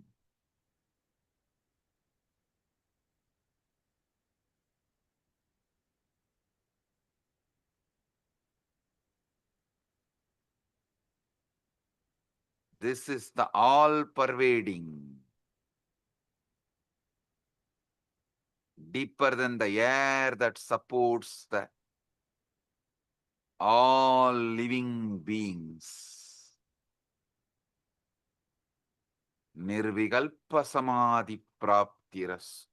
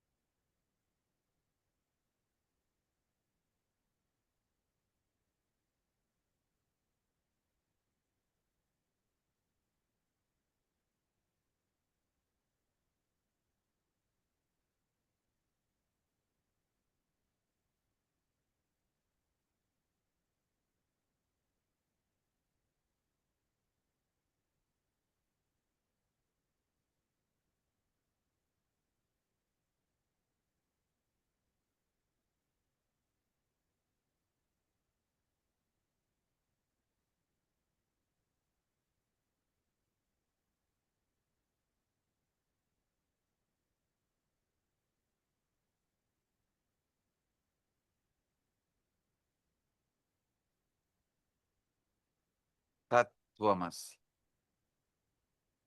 Nirvikalpa samadhi praptiras. Sarvadi sakshibhutam.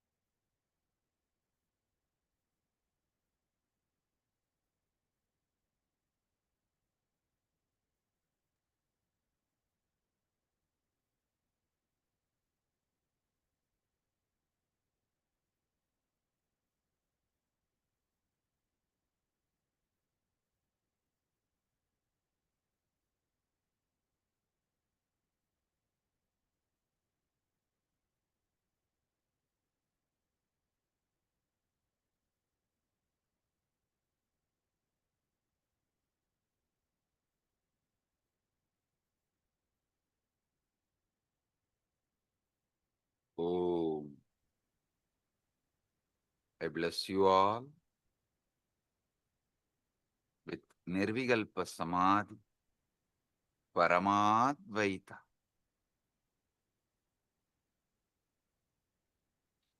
I'll continue to expand the deeper truths tomorrow the same time in the satsang.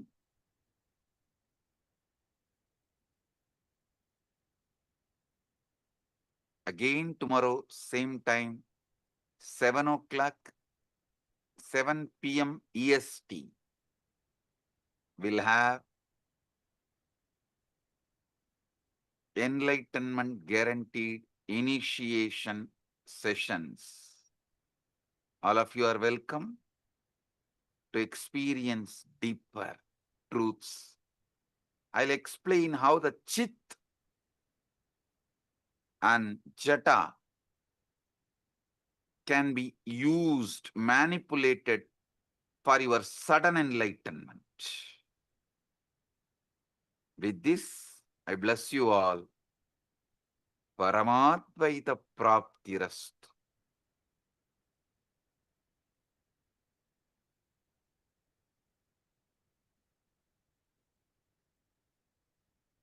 Blessings.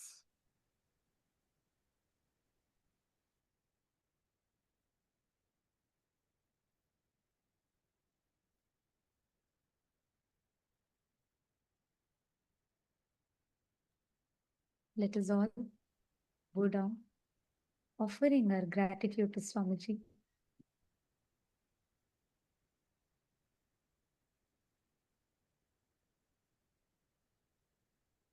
Revealing such profound truths for us to be able to understand our mind, understand our thinking. Actually, even before we all talk anything, can all of you take a moment? How many of you are feeling like that aha moment in you? You're like, oh my God, yes, yes, yes, yes. And for the first time, I was able to understand what this Chit Chata Granthi is so deeply engraved into the inner space, like so powerfully Swamiji has revealed every truth. I see all Chitsapa members waving your hands. Yes. Oh, Vinayaka he also has posted. He has posted, this is the first time Chit-Chata Granthi hit me and got bolted inside me. So beautifully explained by Swamiji. Absolutely. And Divya has posted, he understood it at an operational level. Yes. Who can understand, like, when would we ever be able to cognize how Swamiji so beautifully mapped the Chit Jata and the Chit Jata Granthi, how Swamiji mapped so precisely, enabling us to understand. Like today, I felt Swamiji took our minds out, very neatly laid it out for us, and dissected part by part, and made us see, understand it. Whether when Swamiji told about how the Buddhi, Chitta, and Ahankara functions, ego, like always, our idea of ego is so different. But here, how Swamiji came and precisely pulled it all out and laid it out for us. Come on, can I request everybody in the all the e-citizens room? Can all of you please take a moment and type out? What did you all click with? Can I request every one of you to please type out?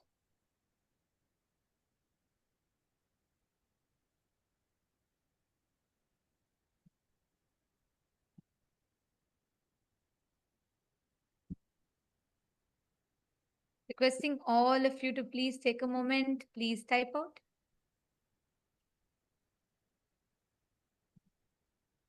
And if you actually have a notebook, you should maintain a notebook where you can write it down, because when you're feeling this, oh my God, yes, yes, yes, yes moment in you, and when you write it down, it so deeply gets engraved into your system. You don't even need to look at something else to remember it. Like every word of today's satsang is so profound. From the very beginning, how Swamiji revealed about the thinking process in us, what we think, the autopilot mode. We think, we assume responsibility even when our mind, when our thinking happens. The listener and the thinking, both are happening in autopilot mode. But we assume the responsibility for it and we experience guilt. We repent about it. We experience guilt. And like some said, even that is okay. It's not that it's not right, it's okay. But the most dangerous is the third thing, ahankara, the chit jata granthi, where this leaks, this autopilot mode leaks and seeps into your listening, and it starts generating the command and you start executing it. Ma Divyananda has posted, I have earlier attended the Chit Jata Granthi initiation from Swamiji. Today it was next level altogether. So clearly explained by Bhagavan. So deep and understanding. It is so clear now. Absolutely. Yes, Ma. And the way that's what even Vinayakaya and many others have posted. Because Swamiji has always conducted this Chit Jata Granthi Bhedana initiations and processes. And Swamiji is very deeply revealed it to us. And I also remember in one satsang, Swamiji will say that Chit, the consciousness, the closest matter to consciousness, Jata, is our DNA. The closest matter to our consciousness is DNA. And Swamiji was telling how that is programmed by the sounds we continuously generate. Today I understood, there's a whole satsang about it. I remember this so well because Swamiji explains how the Chit, the consciousness, the closest matter to consciousness is Jata, DNA. And this is coiled together around with the sounds that we generate in us. Swamiji said all the words. That's why Swamiji said what you listen to, what you cherish is so important. Today, when Swamiji revealed about this whole autopilot mode thing, I understood to what level this sounds impacts us, influences us, because our DNA and consciousness is tied together with these sounds. So it was so profound the way Swamiji revealed it today.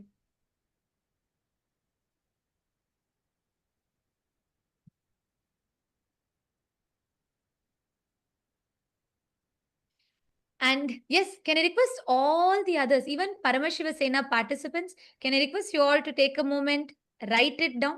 What did each of you understand? And once you have written down, you're welcome to come up and share your clicks. If you allow me, I can go on for the next 1 hour because I'm like so excited with every truth about Swamiji's words, every single truth that Swamiji revealed today. But I also like to request and have all of you come up and share your clicks, because this is a space in which power manifestation happens. How many of you are feeling so fresh? Like your whole brain is feeling so fresh, so wow, so aware and so conscious? Exactly. The initiation is so powerful. The way how Swamiji laid it out for us. Anyone in Saint Kitts wants to come up and share?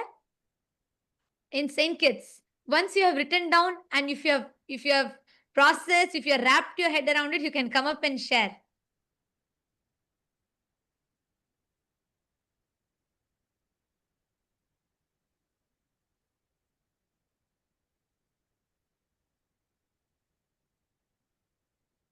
Yes, I am seeing so many messages here.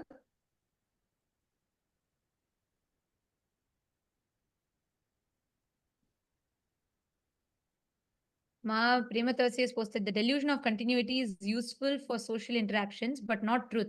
Brain receives consciousness and not produce it. Ajapa Japa makes us observe the observer. Ajapa Japa itself, yes, that's one tool, but Swamiji gave that as an example. See, that Sarvadi Sakshi Bhutam, that pure witness. And today when Swamiji told, Swamiji explained in that pure witness, that Sarvadi Sakshi Bhutam only, all the things happens, your identity, thoughts, everything is getting created in that pure consciousness, but that is not producing it. Just like the theater screen is not producing the movies, that is not generating the movies, that's just a mere screen on which all the movies are projected. And I was able to understand this deeper because over the last few days Swamiji has been explaining to us about the focal point, right? How the focal point is where all the things simultaneously, spontaneously keeps happening. It all comes and goes. Fabio Aya, Ishana Fabio Aya has posted, the way thoughts work has struck me, and knowing that there is a name and that pure awareness is pure observer that removes the makeup. So it gives me an awareness of meditation and the effects it has on the thought process. Gratitude. It came at the right time. Yes, exactly. Thank you, Aya. Thank you for sharing. Ishana Fabio, Aya. Ma Rashmi Dubey has posted, for the past few months, Swamiji has been revealing these understandings to us, one after another, as pure downloads. We had no idea where they were coming from, yet they kept flowering inside us. We kept contemplating, and today, when Swamiji spoke the same truths, it was a direct confirmation, everything we had already been contemplating. So thankful to Bhagavan. So beautiful. Actually, whenever we are in that Shakti Pada, whenever we are in that feeling connection, because we are a quantum field, we are not like matter, we are a field, quantum field. The moment you connect, the whole being and body raises to that higher space. That's what is Shakti Pada. And in that Shakti Pada, you are able to receive from Swamiji with 10 times more intensity. I don't even think 10 times is it's there's like, it is just instantly you'll be able to receive these experiences from Swamiji. That's what you have shared. Yes, my Isabel has posted, who's thinking, who's listening, and who's seeking. Sarvadhi Sakshi Bhutam. The beautiful explanation, Ma Jalandhara Sita has posted, the beautiful explanation of Sarvadhi Sakshi Bhutam. We chanted, but knowing what it truly means, the depth Swamiji explained. Wow. Consciousness without commentary, that pure awareness, pure witness. Yes. For me, the best example was Ajapa Japama. When Swamiji said, like, that is so true, we chant. And when we are continuously chanting, like for example, whenever we manifest powers or whenever you do the Ajapa Japa of Mahavakya, we chant. And I have observed that, there's a part of me that is observing. But for the first time, I cognize that means there is another part of me that's observing my own observer. There is a part of us that's deep inside, pure Sakshi, witness, observing the observer. Yes, that is so beautiful.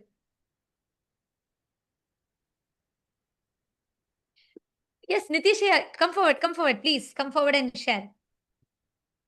Like I said, if you allow me to talk, I'll go on talking. There's just so much. I'm so excited with what Swamiji revealed. But please, all of you also come up and share. Go ahead. Nityananda, can you hear me?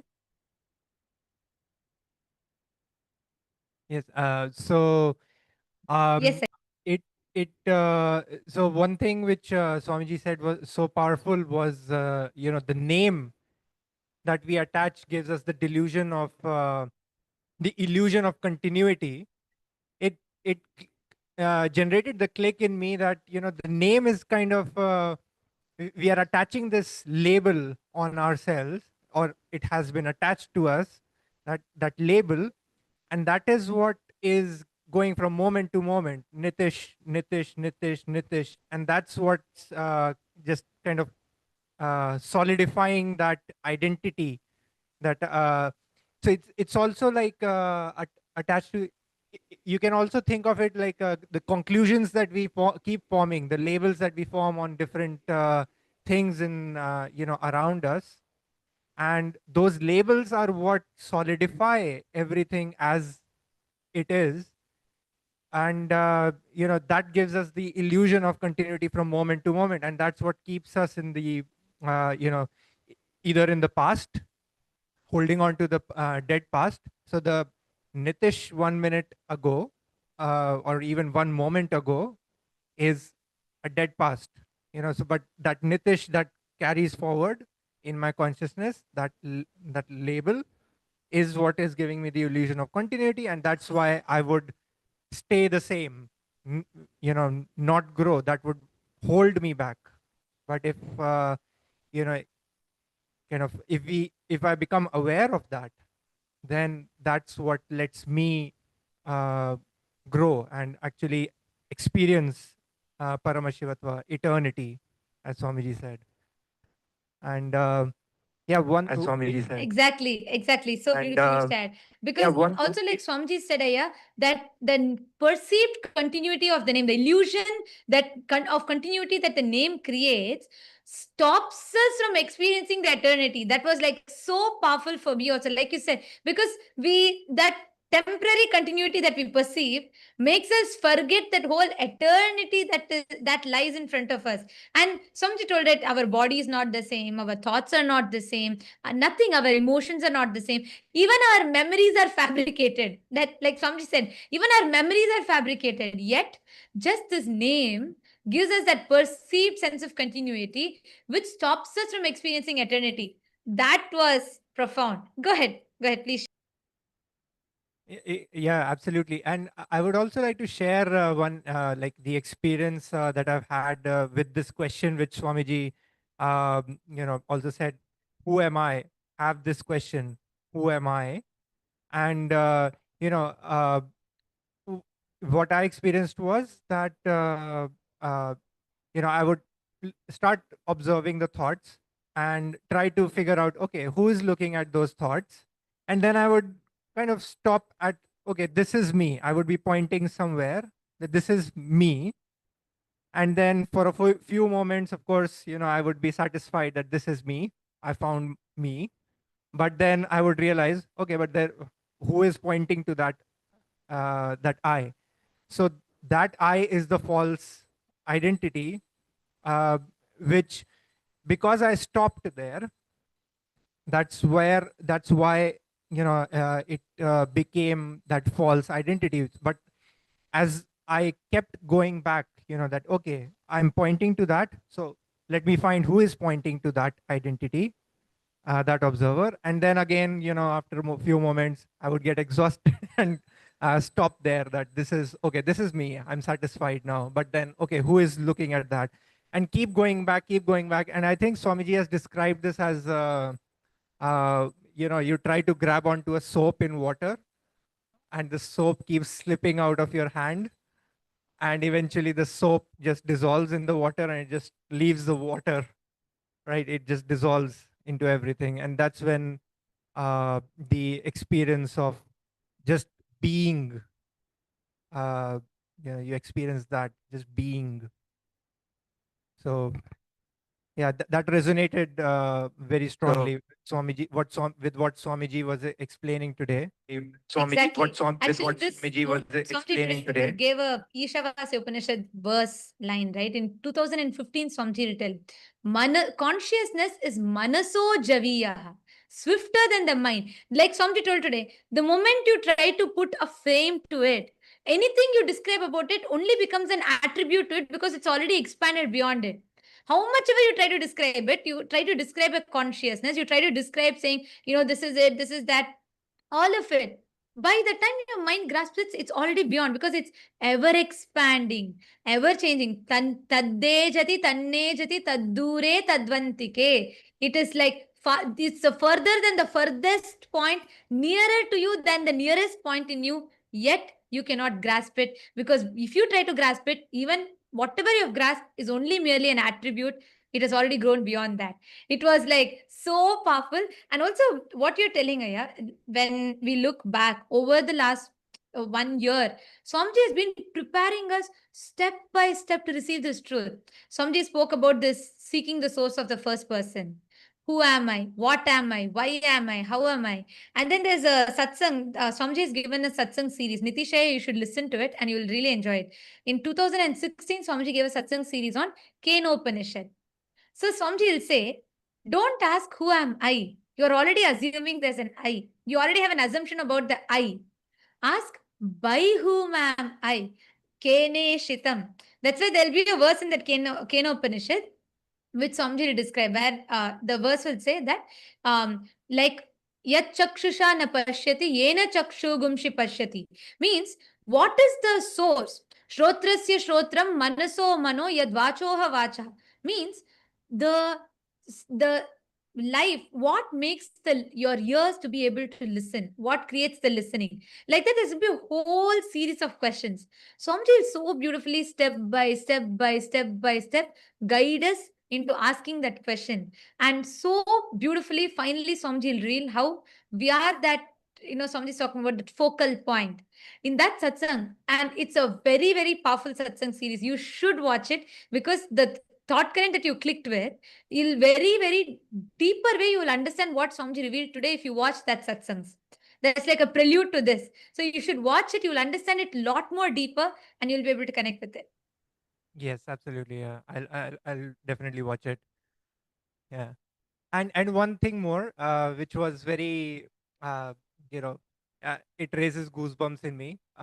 Today, when Swamiji was when he started the initiation, he used the word. He said many lines, but there was one word: motionless, but faster than light. This paradoxical, this kind of a thing. It just gives you it takes you beyond logic, and trying it kind of connects you to uh, the expansiveness of this state that Swamiji is initiating us into, motionless but faster than light.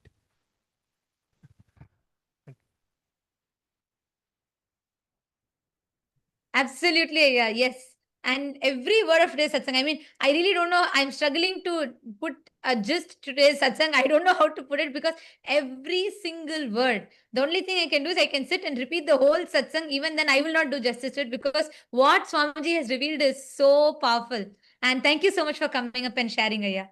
And Thank you. right now, Nitishaya, see, the experience that you're all having of going beyond sleep, or the time bending, where you like you today morning you shared, right? You slept only for few hours, but you felt it was such a deep, the time extended, like the time stood for you to be able to have enough rest. It is because continuously see the kind of conversations, the thinking that Swamiji is leading us into. Our whole inner grammar, the inner vocabulary, the self-talk. Today, when I asked you all to come up and share, every one of you came up and so boldly declared, I am the ultimate. I am Paramashiva. Even for us to be able to make that declaration, that space, that continuous ecosystem Swamiji is giving, this is the most conducive ambience for you to manifest powers. So right now, sit, pick up any power you want. Just sit, explore with that powers. Just play with that powers. You will have a breakthrough. Okay. Yes. Yes. Thank you. Thank you. Thank you, ma'am. Yes. Who else is coming up? You can come up and share, come up to the mic in all the PSS participants. And to all the e-citizens, every one of you that have logged in here in the e-citizens room, for all of you to experience this, you all can come attend the Paramashiva Sena. You can make this as an experience for you because Swamiji is literally gifting us the signs. He's making it, not just Swamiji is revealing it to us. He's literally boldening it inside us, making us manifest powers, making us understand, cognize, and experientially live it. Yes. Vinayakaya, do you want to share? Because I see continuously you've posted so many messages. I think you can better come and share. Go ahead. Nithyanandamma. Yeah, it's an amazing satsang. Means out of the world. This was like super good satsang. It was. I don't have really words to just soaking everything. And finally, what Swamiji said. Actually, I think it was in the Shvetottara Agama. I think he says that the sound where Paramashiva explains to Devi, where Swamiji is explaining that the sound is the original sin.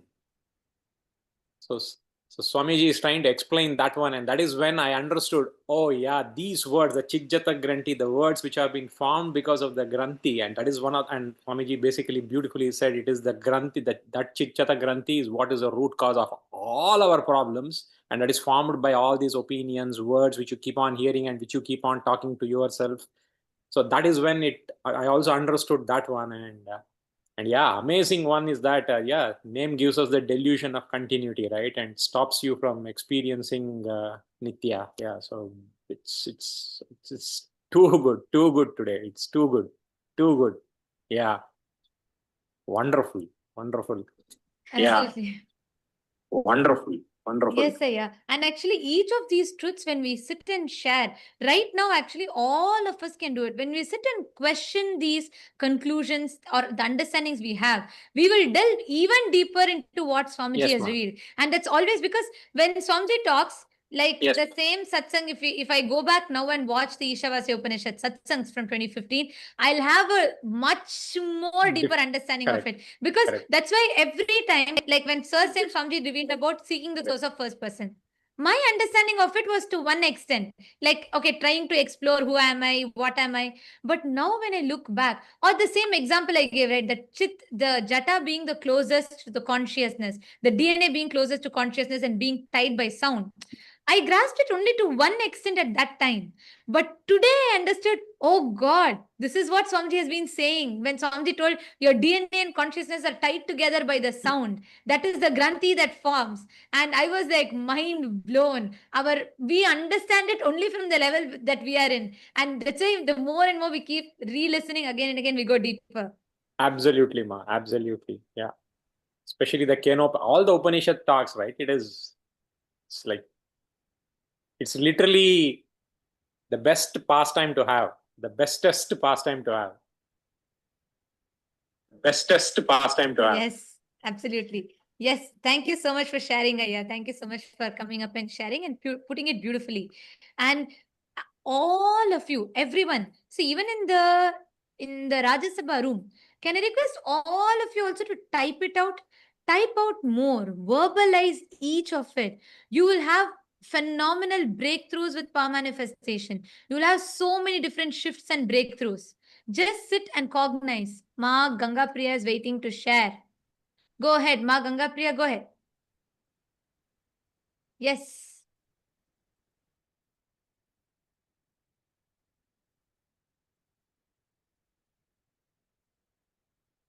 Consciousness, Ma, no audio is coming through.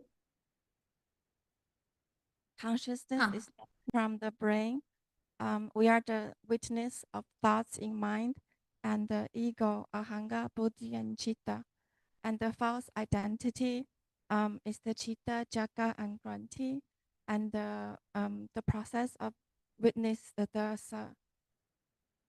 sarvadi sachiputam is the buddhi, chitta, and the ego, and the witness of the observing.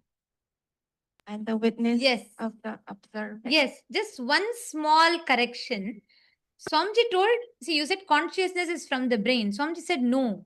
Swamiji said consciousness is not from, it's not like how we understand as a neural activity from the brain. It's not from the brain. It's not from the brain. Yes, if you told, then it's correct. I heard it as you telling consciousness is from the brain. Because Swamiji said consciousness, like a brain just reflects it, like how a projector only projects the movie. Consciousness is not from the brain. It's not like a neural activity that happens in the brain which generates consciousness. That, yes, that's if you're told it's not from the brain, that's correct. Because Swamiji told it's not from the brain specifically. Yes, that's right. Ma Ganga Priya. Listen, I want to tell this to you, Ma Ganga Priya. You should start using all of this to upgrade your self-talk, the inner conversations that are happening. Now do you see to what level Swamiji is taking it to? See, the whole battlefield is different now. You don't need to sit and juggle between am I complete or incomplete. No, it's just out of question. You are completely in a different level, different plane now altogether. You understand? Yeah. Okay. Thank you for coming up and sharing, Ma Ganga Priya. Yes. Next, who wants to come up? Who else wants to come up? And share your clicks, your powerful cognitions. And as we do it, can I request everybody to please take the Atmalinga without manifesting powers? This satsang, we should grasp, we need to manifest powers to settle this experience and energy in us. Can I request all of you to please take Atmalinga? Just 10 minutes spent. Just 10 minutes. Can I request all of you to pick up Atmalinga in your hand? Please keep the Atmalinga on your palm. Take the Atmalinga, keep your palm flat. Keep the Atmalinga on your palm.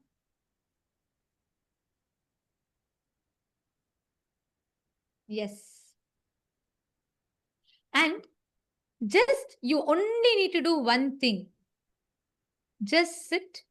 Don't try to do you don't need to consciously intervene and try and do something. You're going to be just sitting and intensely remembering the words. automatically the consciousness will just manifest and you'll have a breakthrough. Ma Pamela Singh, Nityanandam. Ma Pamela Singh. You also sit, hold the Atmalinga and manifest. Just 10 minutes. Bhupendra Ghodera Vaya. I'm not understanding your question. What is the IA? I'm not understanding. What you're saying, Aya? 3 IAs means? Are you asking about the 3 things that Swamiji revealed? The Chit, the Jata and Chit Chata Granthi. Is that what you're asking about, Aya? But you've put that last word you put, I'm not understanding. So please, if you could clarify the question, I'll be able to answer that.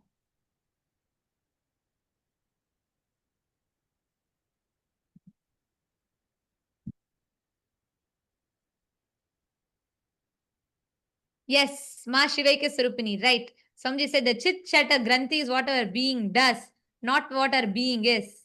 Right. All of you sit. Just remember Swamiji's words in you. Sit. Keep the Atmalinga in your hand. And again and again, let us resonate and become that pure Sarvadi Sakshi Bhutam. Even though there might be a part in you now waiting, expecting you to manifest, expecting you to do something, observe that part. There is another part of you that is observing it. Go a little deeper. There's a part of you, pure witness, Sakshi, observing the observer and the part of you that is manifesting powers, all of it together. Your focal point. Just experience that pure witness. Sarvadi Sakshi Bhutam.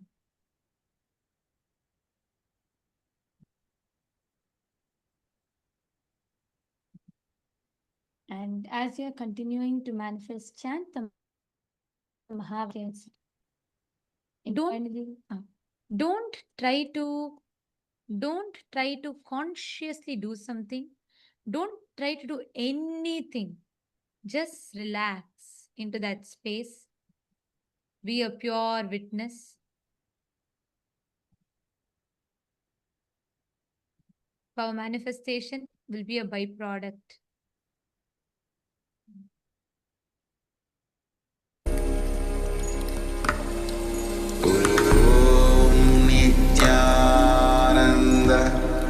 Paramashivam, Paramashivam. Om Nityananda, Paramashivam, Paramashivam. Om Nityananda, Paramashivam.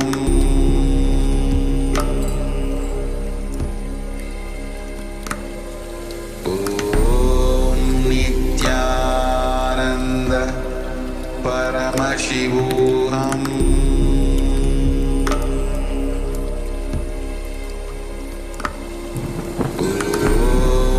Nityananda, Paramashivam.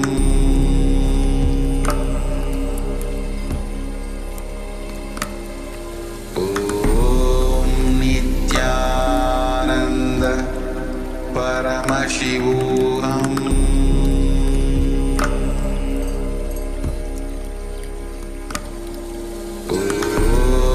Nityananda,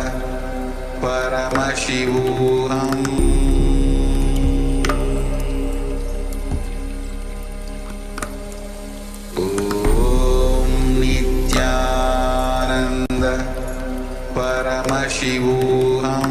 Om Nityananda, Paramashivam.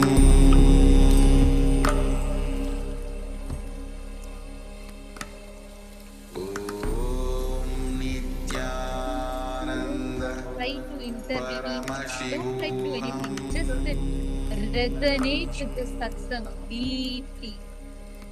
Just sit intensely resonate with this satsang and be that pure Sarvadi Sakshi Bhutam between all your expectations, anything that's happening in you, and just pure consciousness as a pure Sarvadi Sakshi Bhutam. Sit down and just manifest.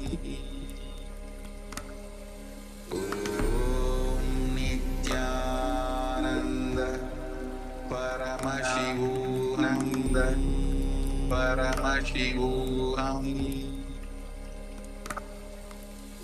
Om Nityananda Paramashivananda Paramashivam. Om Nityananda Paramashivam. Paramashivam. Om Nityananda Paramashivam.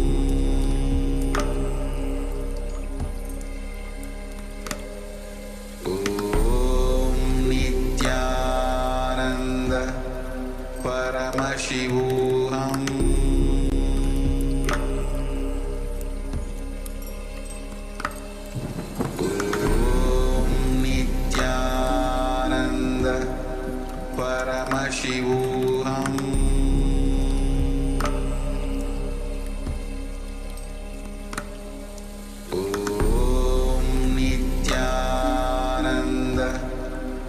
Paramashivam. Om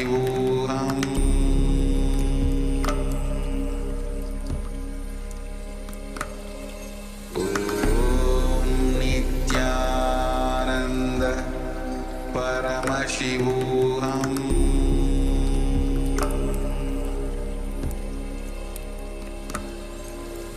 Om Nityananda Paramashivam.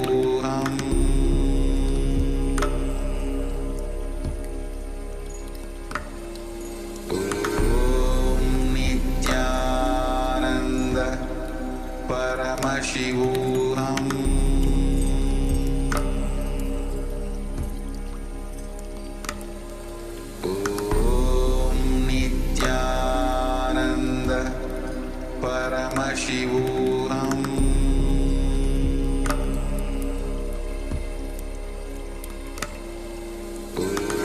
Om Nityananda Paramashivam.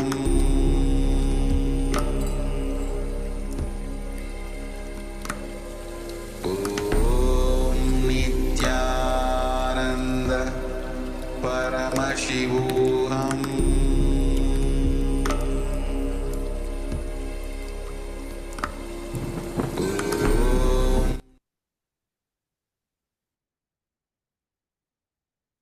Slowly, please relax. Just settle down in this powerful space and don't have any other distractions, any other conversations. Just when you go back, continue to think deeply because tomorrow we're going to go deeper into these truths. All of you continue to think deeply and just fall into the space. Like Swamiji blessed all of us, we will fall into that Nirvikalpa Samadhi. So don't have any other conversations or distractions.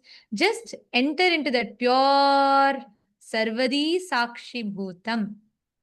And let us all offer our gratitude to Swamiji, bowing down to the divine lotus feet of Swamiji and concluding with the Purna mantra. Om Purnamada Purnamidam Purnat Purnamudachyate Purnasya Purnamadaya Purnameva Vasishyate Om Shanti Shanti Shanti Hari Om Tat Sat Sarvam Bhagavat Shri Nityananda Paramashiva Padukarpanamastu Om Nityanandam. Thank you all.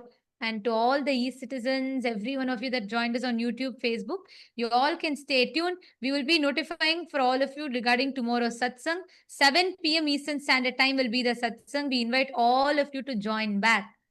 We thank all of you for joining with us today. Nityanandam.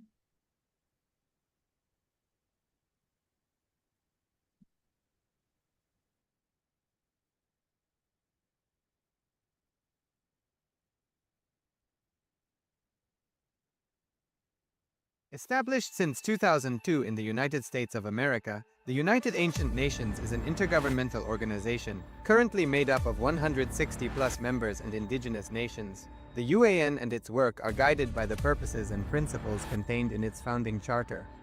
The UAN is a manifestation of the profound connection amongst indigenous peoples across the world, including African, Andean, American, European, Caribbean, Oceanic, and Asian regions, rooted in shared wisdom, sustainable practices, and deep reverence for the earth. The United Ancient Nations serves as an international cultural and diplomatic organization focused on uniting indigenous cultures globally. Our governance structure is council-based without territorial claims, led by a collective leadership through our General Secretariat. As a non-state entity with UN-style advocacy, we focus on several key areas: cultural and digital heritage preservation, indigenous diplomacy, revival of indigenous knowledge systems to solve humanity's problems, global peace, environmental preservation, health and wellness, sustained economic development, indigenous and cultural tourism. While the UAN represents numerous indigenous cultures, the United States of Kailasa serves as the first indigenous nation specifically for Hindus. Kailasa's mission is focused on the revival of the ancient enlightened Sanatana Hindu civilization with a formal governance structure including a head of state, ministers, and ambassadors. Under the leadership of SPH, Supreme Pontiff of Hinduism, Bhagavan Paramashivam, Kailasa has achieved recognition as a sovereign subject of international law, possessing distinctive attributes of juridical statehood. The United States of Kailasa is the main sponsor of the proposed UAN headquarters. This initiative would bring forth an estimated $100 million in revenue for the host country through summits, conferences, tourism, and development projects. The proposed UAN headquarters would represent the world's indigenous nations and peoples through its architectural design. It would blend the best of all worlds, featuring top modern architecture, the highest green building standards, and ancient Vastu architectural principles. This headquarters would serve as a central hub for indigenous diplomacy, cultural preservation, and collaborative efforts towards sustainable development and global peace. Through this initiative, we aim to create a dignified platform for indigenous leadership rooted in ancestral wisdom, cultural legitimacy, and collaborative innovation, enhancing global dialogue and regional stability. The establishment of the UAN headquarters would position a host country at the forefront of a global movement promoting indigenous wisdom while creating significant economic opportunities for the nation and its people.